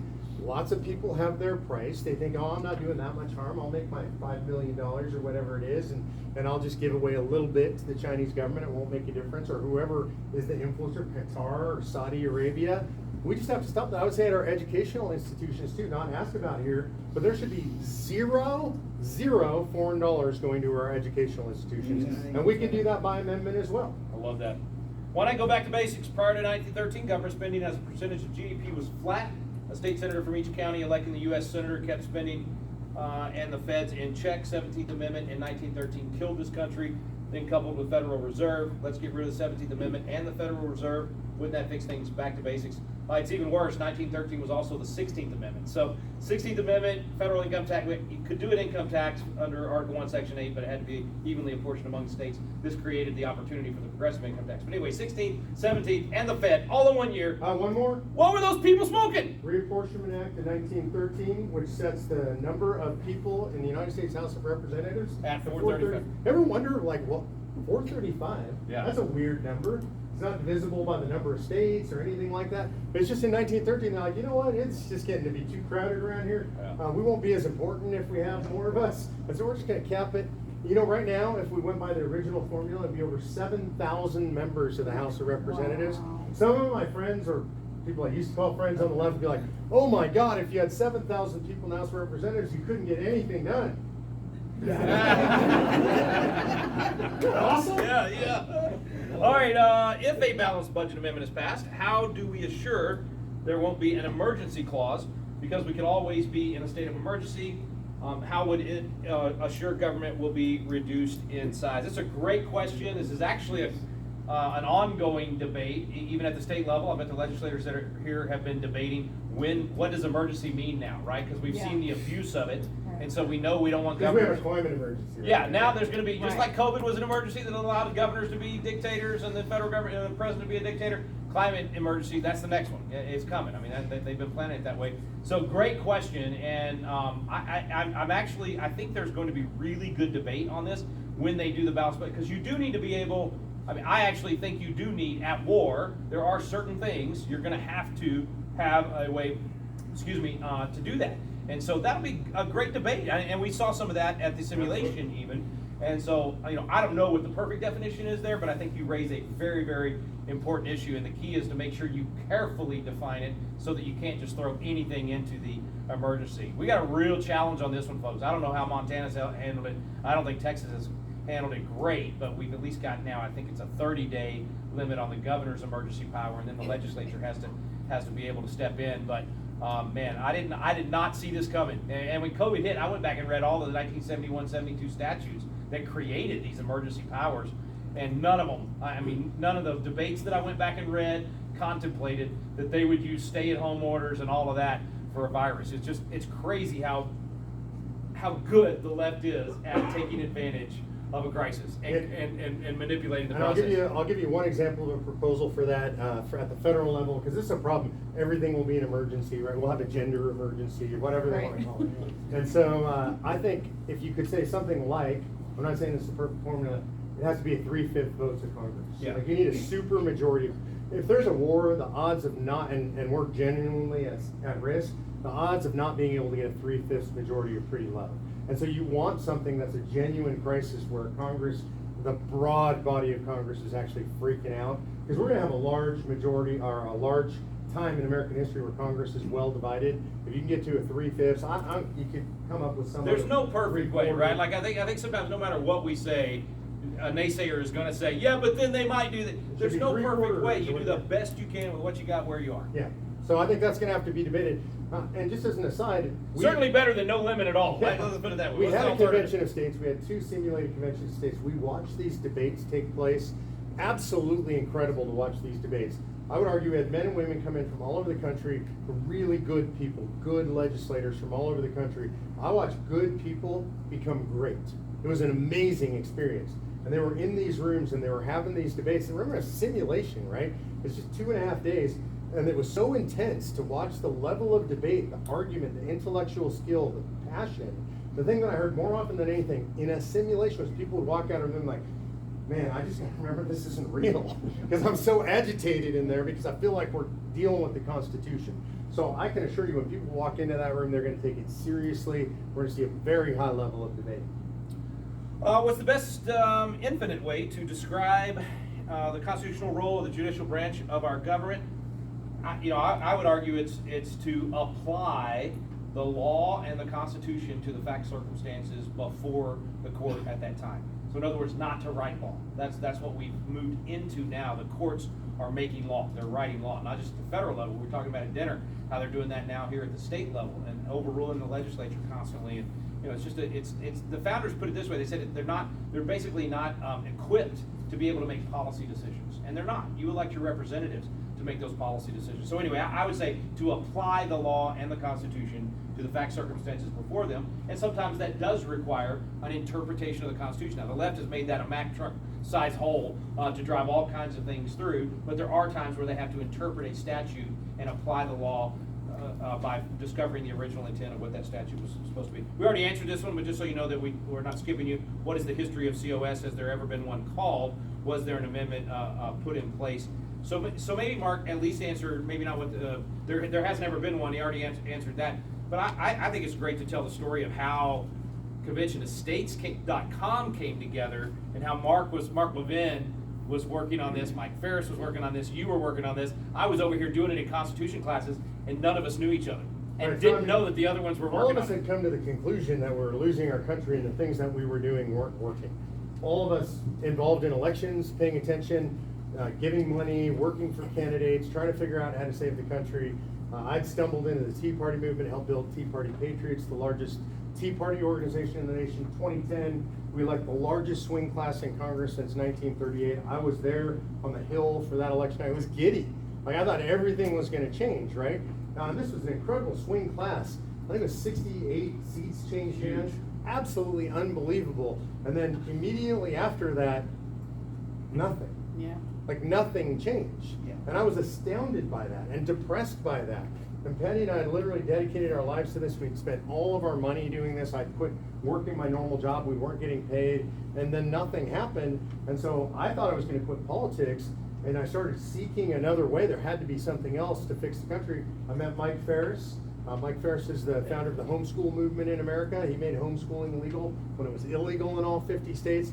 And he told me that I was approaching the problem incorrectly. He said, you think we have a personnel problem? We don't. We have a structure problem. And explained to me how this could be used to fix the structure. And so I agreed to help fund this, and my board agreed. And so that's how we started Convention of States.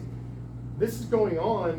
I'm forming up the organization, getting funding for it, putting together some structure, hiring a few people. There were like 5 of us when we started. Rick's already teaching about Article 5. We don't even know each other. He's teaching about the idea that we need to hold a convention. Mark Levin was a friend of mine at the time, but I never talked to him about this issue. I'd heard him talk a little bit about it. He was kind of opposed to it. And so one day I was on a radio program with Hugh Hewitt. You guys know who Hugh Hewitt is, conservative talk show host, sort of conservative now, I would argue. But I'm on with Hugh, and it's live in Tucson, Arizona. Mark Levin Skypes into the panel because they're old friends from the Reagan administration.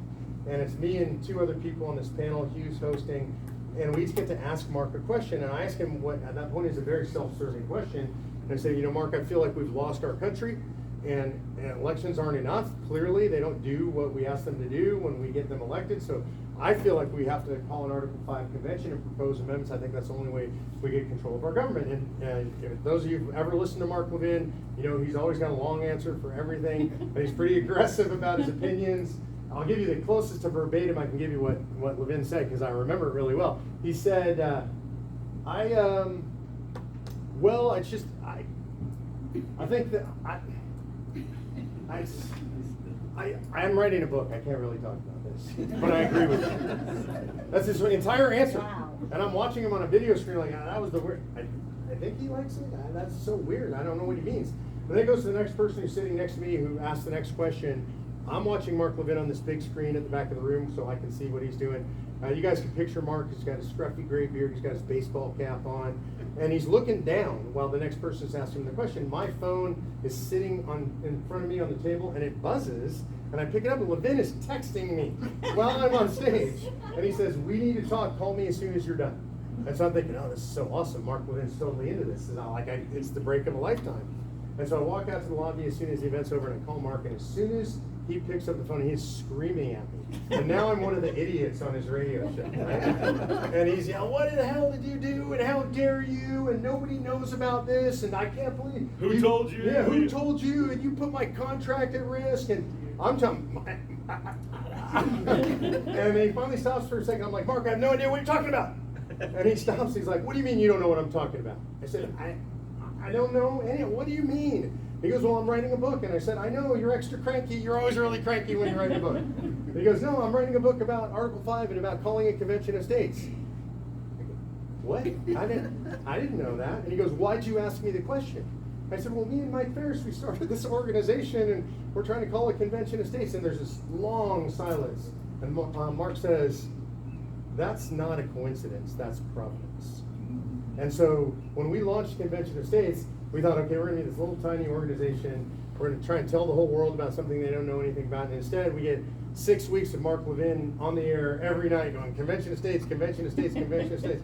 Our little office with our little 4 employees in it, it's like 10,000 calls came in the first week. It's out of control. So I think from that story and how this got started, and I've seen God's hand in this all along the way, this is providential. I believe God still has something for this country, something good for this country, but I also believe He's not just going to do it for us. He wants us to rely on Him, to lean into Him, and to use the tools that we were given. Amen.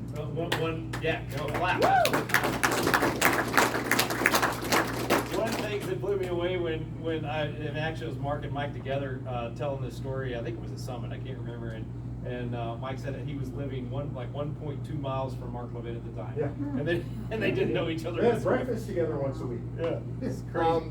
Here's another question, and this is a difficult one, I want to say. And we get this all the time, all across the country. We have some very questionable conservatives in office in Montana. Will the COS help clean out the federal-friendly people in office in the states? People who are presently supported by the big elite communist entities. Will COS help expose them? Will be hard for them because they will be held accountable. This is a complicated question, and here's why I say. There are people in the legislature here, and in the legislature in all of the states, that are what I would describe as 99% conservatives. They're really good. And I'm very tight with them on 99% of issues. And this is true in Montana and true in other states. I'm not going to name names or call anybody out. Some of those people oppose convention of states, right? They'll tell you it's a runaway or whatever their reason, runaway, can't trust the delegates, congressmen, all the stuff we've answered, they'll tell you those things. They're not conservatives, in my opinion. And I know some people are going to be insulted by that, and I apologize for that. I'll explain why I say that. If you're not willing to stand up with every single tool you have in your tool belt against the federal government, if you're going to sit here in Montana or Wyoming or Idaho or South Dakota and say, you know, we got problems here in Montana, we got a budget issue we got to deal with, we got Medicaid expansion, whatever, and that's the only thing I'm not saying you shouldn't be concerned about that. You absolutely should, but if you can't see the bigger picture, that Washington, D.C. is out of control and you have to stop them, and that you have to put your body in front of the train on the tracks and do anything it takes to stop them, then you're not a conservative, in my book. And that's not just my opinion. You know, I traveled around this country a lot. Senator Tom Coburn, some of you may remember him. I think the greatest senator of the modern era.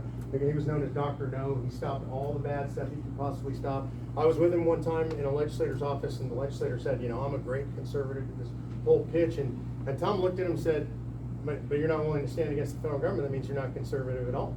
Like, because you believe the federal government should be able to control the citizens of this state and push your state legislature out of the way. The person said, well, I don't believe that at all. He said, well, what are you willing to do about it? And the person just stared at him and he goes, well, then you're not a conservative. So it's a bold thing to say. I realize that. I don't mean it as an insult. I just consider it an absolute litmus test. If you're not willing to throw your body between your state and the federal government, your rights and the federal government, your rights as an individual, your rights as a parent, your rights as a member of your church, a member of your community, a member of your legislature, then that's not really conservative, in my opinion. So what that means, and the reason I say all that, is there's going to be some weird fights that take place that you're going to see. And some people are going to be upset with us because we're going to go after people that you might think are great conservatives, but they're keeping your state from stopping your state joining the Convention of States movement. And in some places, we're going to have to remove some of those people so that you guys can join the fight for Convention of States. Amen. I think Miles City likes you guys. If we pack out a high school gym, 1,000 bleacher seats, would you come back? Oh, absolutely. We will be here for sure. Awesome. And then one last question. And I know both Patriot Academy and COS has their tentacles, no, their focus on young people. How can we get young people involved? I mean, Rick's really the expert at that, so I'll defer to you first. I think a lot of people. He's a lot younger than me too. That's why I say that. I think a lot of people think that this next generation is all like what you see on TV at Columbia and UCLA and all of that, and that we completely lost the generation. Look, we've been pouring the poison of cultural Marxism into the minds of our young people really for 2 full generations. So there's a lot of adults that went through that exact same thing. You're just seeing it boil over finally on the campus. That's been in the classroom for a long time. I get to see the other side. I get to see the remnant that God is raising right now. Tons of young people in this next generation that are passionate about the Lord. They love the Bible. They love moral absolutes. They still believe in truth, and they love our country, and they want to do something about it. They're very cause-oriented. They want to be servant leaders. They want to be involved in something that's going to make a difference. So I'm just telling you, if you've got some young people in your life that feel like, wow, there's nobody my age that cares about any of this stuff, please send them to Patriot Academy. And they will, I promise you, they're going to get there and go, I found my people. They're going to be very, very excited to know that there's a lot of other young people that God is raising up. We're basically raising up the Navy SEALs of civics, the tip of the spear. the leaders of the next generation. I think the best way to get them engaged, you've got to show them that it can be fun, that it's purposeful. I like to say, you got to show them there's a damsel in distress, there's a cause, that it's almost like the old comic books, truth, justice, the American way. You got to show them that this is actually a great fight to be engaged in. As Ronald Reagan said, I'm glad I don't live in pale and timid times. I'm glad I live at a time where I can do something that makes a difference. So it's a great opportunity for them to fulfill that need that they have for significance, for purpose, to know that God is using them for something that's going to matter, and that they can make a difference. And that's one thing that we stress big time at Patriot Academy and at COS. There's a real effort to show young people you don't have to wait till you're old like Mark to make a difference. You can actually make a difference. I usually say Gene, but Gene's not here, so I have to pick on Mark since Gene's not here. I'll let Gene know that I filled in for him. Yeah, we'll let him know. But we often stress, like my daughter loves to talk about the stories of the young people. You mentioned George Washington earlier. I mean, he was 23 at the Battle of Monongahela. Nathan Hale was 21 when he said, I only regret that I have but one life to give for my country. Dicey Langston was 15 in the Revolutionary War when she saved all those lives. Sybil Ludington, 16 years old, as a midnight rider, riding 3 times as far as Paul Revere and not getting caught like Revere did.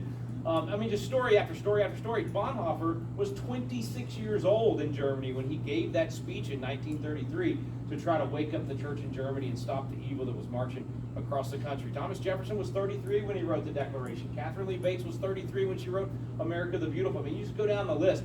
Tell those stories to the young people in your life and get them excited about getting engaged now and making a difference. We've got a show called Chasing American Legends. That's a great way to introduce them, get them to fall in love with history, fall in love with the opportunity to make a difference. But I'm telling you, there's nothing like being with other young people that are purpose-oriented, and they're looking for what. And I always say when Scripture says that He'll give you the desires of your heart, I don't think that means He'll give you whatever you want. I think that means He planted desires in your heart. And each of these young people, there's something for them that when they see it in action, they go, yes, that's what I want to do.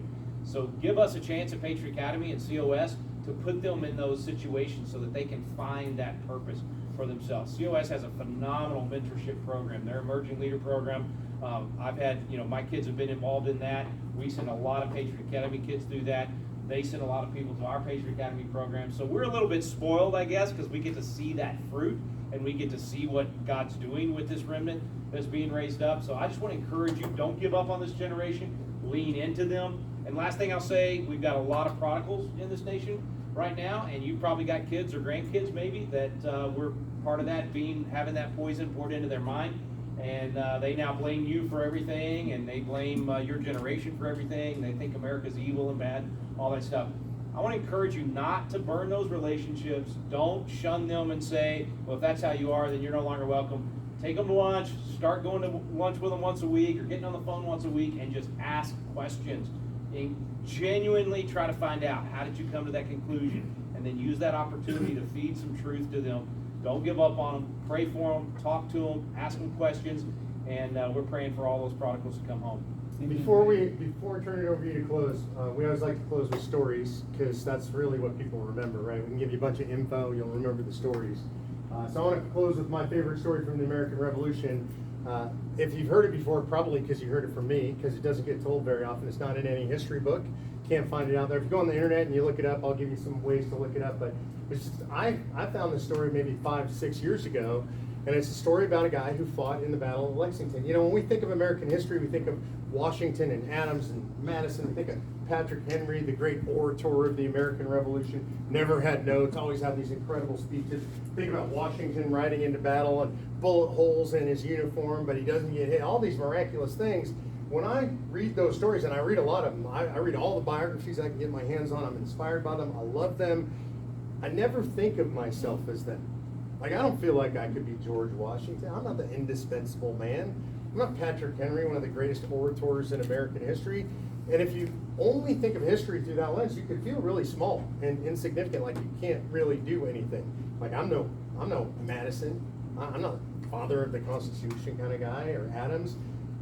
And so I think we cheat ourselves, because really history, yeah, those guys made some history, but most of history is made by regular people that we never know, right? There's so many stories. If you think of the American Revolution, Rick said just 3% of the population actually fought. Think about how many thousands of people that was, and we don't know any of their stories. This is absolutely incredible that we don't know their stories, and we're missing out. So I want to give you one of those stories. It's the story of Captain Levi Preston. Preston was a Minuteman who fought at the Battle of Lexington. And we know his story because it's told to us by Mellon Chamberlain, a young historian who collected this story orally in 1843. 1843 is a long time after the American Revolution. So that means he's going around collecting these stories from Minutemen. These guys are old, right? They're in their late 80s, early 90s. But we know guys still working on the ranch at that age. Back then, that was Methuselah old. Like, unbelievable. If you're 90 years old and you lived in town, everybody knew who the oldest guy in town was. So Chamberlain's traveling around the country collecting these stories, and he comes across Captain Levi Preston. He tells us this story, Mellon Chamberlain, in 1893. 50 years after he collects the story. He's speaking at the North Church in Danvers, Connecticut. On the anniversary of the shot heard around the world, the Sons of Liberty still gather there to this day, and he's telling the story to those who are in the church about what he learned about the American Revolution. And he says, now I understand much less about the American Revolution than I thought I understood then. In other words, he's done what we should do. He got older and wiser and understood that he understood less. And he learned a lot from talking to the actual men who fought. And he said, when I encountered Captain Preston, I asked him a series of questions that would explain to me the causes of the American Revolution. And I first asked him, when you went out to fight the American Revolution, when you went out to face the Redcoats, what did you mean by that? Preston says, mean? What do you mean? What did I mean? And he says, well, when you went out to fight, did you go out to fight the Redcoats because of the Stamp Act? You were frustrated that you had to buy those stamps and put them on all your documents? Captain Preston says, stamps? Governor Bernard locked those in the armory. I'm sure none of us bought any stamps. So it wasn't the Stamp Act. He says, well, maybe it was the heavy tax on British tea. You were just frustrated. It was outrageous, kind of taxation without representation. Preston says, tea, I was a farmer, son. We didn't drink any tea. I mean, this is what I learned the causes of the American Revolution were. So no tea tax, no Stamp Act. He says, well, maybe you're reading the great revolutionary writers, right? You're reading Locke and Burke and maybe Thomas Paine, Common Sense. And he says, I've never heard of any of those men. We read the Bible, Psalms. Some of us read the Almanac. But those men you speak of, I know not those names. So you can imagine Chamberlain's probably pretty frustrated. He thinks he knows why they fought the American Revolution. Here he is talking to a guy that was on the battlefield who says, no, it was none of that stuff. So I think he goes big. He goes for the Hail Mary pass. He says, well, maybe it was the heavy hand of British tyranny. You were just tired of living under British tyranny. And Preston says, tyranny? I never felt a whit of tyranny. No tyranny, no writers, no tea tax, no Stamp Act. So he asked him, well, what was it? When you went out to fight the Redcoats that day, what did you mean by it? Preston says, what did we mean? Well, we had always governed ourselves, and we always intended to. Them Redcoats, they intended that we shouldn't. And Mellon Chamberlain says that's the most succinct statement of the philosophy of the American Revolution ever stated or ever written then or since. And I would agree that's true to this day. And we make it complicated and we make it sophisticated and we try and read the big speeches and we look at Washington and Adams and Madison. All those people are important, but the most important person in the American Revolution was everybody that was just like Levi Preston. Levi Preston was willing to take the field of battle to say to people who are trying to tell him what to do, no, you won't. No, you can't. For 5 generations, his forefathers had governed themselves on this continent. It's unique in all of human history. His father, his grandfather, and so on down the line. So by the time you get to Levi Preston, the idea that somebody could just tell you what to do, you know, it's like my little daughter when she was little used to say to her older brother, you are not the boss of me. That's in our DNA as Americans. I know today, right now, as you and I speak, you feel that way today. Your state government, your federal government, they tell you what to do. They tell you how to use your land, what kind of gas you can put in your car, what can be in the paint that's on the walls in your house. Good Lord, they tell you how much water can flush in your toilet. Yep. And I chafe under that. And we should chafe under that because we're Americans. It's entirely unique, but that's your heritage as Americans.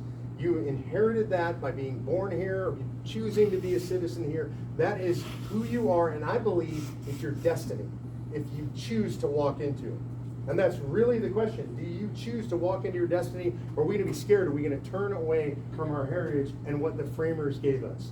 I can tell you for me, I'm with him. I'm with Levi Preston. I'm not George Washington. I'm not Patrick Henry. I'm not Sam Adams. I am Levi Preston, and I think you are too, and I hope you'll fight side by side with us.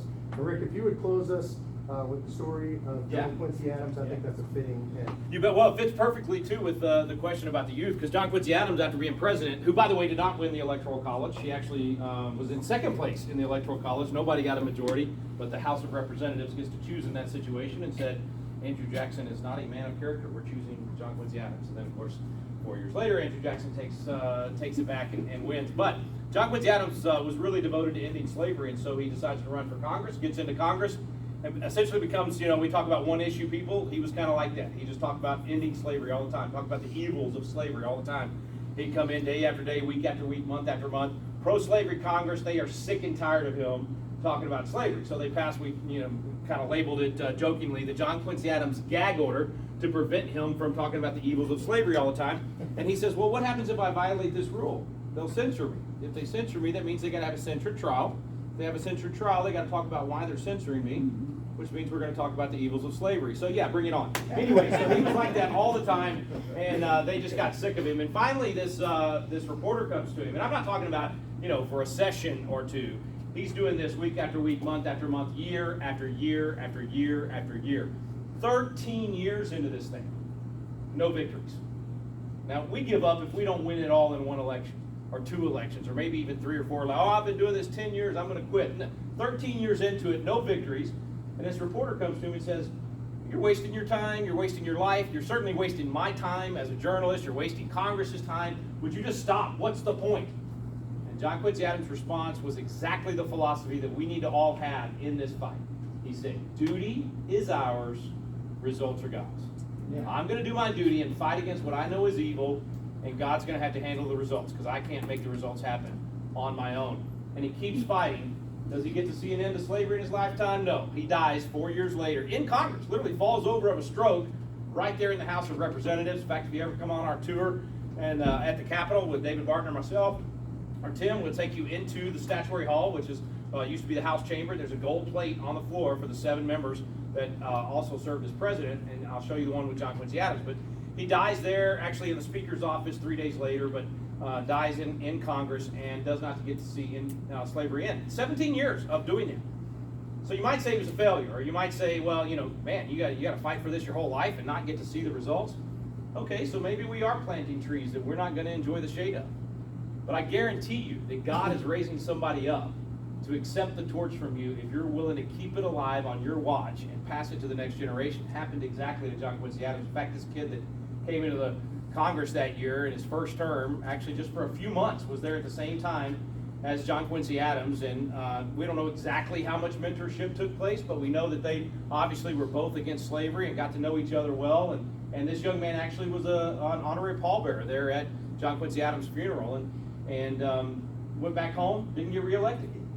Then he ran for another office, didn't win that one. Then he ran for another office, lost that race, ran for another one, lost that one, ran for another one, lost that one. Finally, almost 15 years later, actually I guess it was 13 years later, he wins another election, President of the United States, and Abraham Lincoln implements the same 3-step plan that John Quincy Adams had been pushing for 17 years. My point is, you don't know who God is having cross your path right now, or just simply watching what you're doing and learning from you as the example that's going to come alongside and accept that torch. And we may not see the absolute restoration of our Constitution and the principles that this nation was founded upon in our lifetime, especially if you're as old as Mark. And so if it's so much more fun to pick on you than Gene, Someday I'm going to be younger than you. Yeah, you're right. Anyway, we just don't, all I'm saying is there's a lot of young people God's put in your life or watching you right now. Please hold that torch of freedom bright. Make sure that you're protecting it. Make sure you're doing everything you can. This is literally our opportunity. We're standing guard at the watchtower of freedom.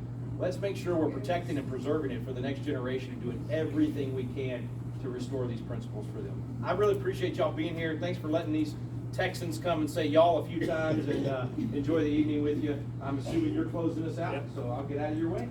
Okay. Before we let the chaplain come up and say a closing prayer, got a couple pieces of business.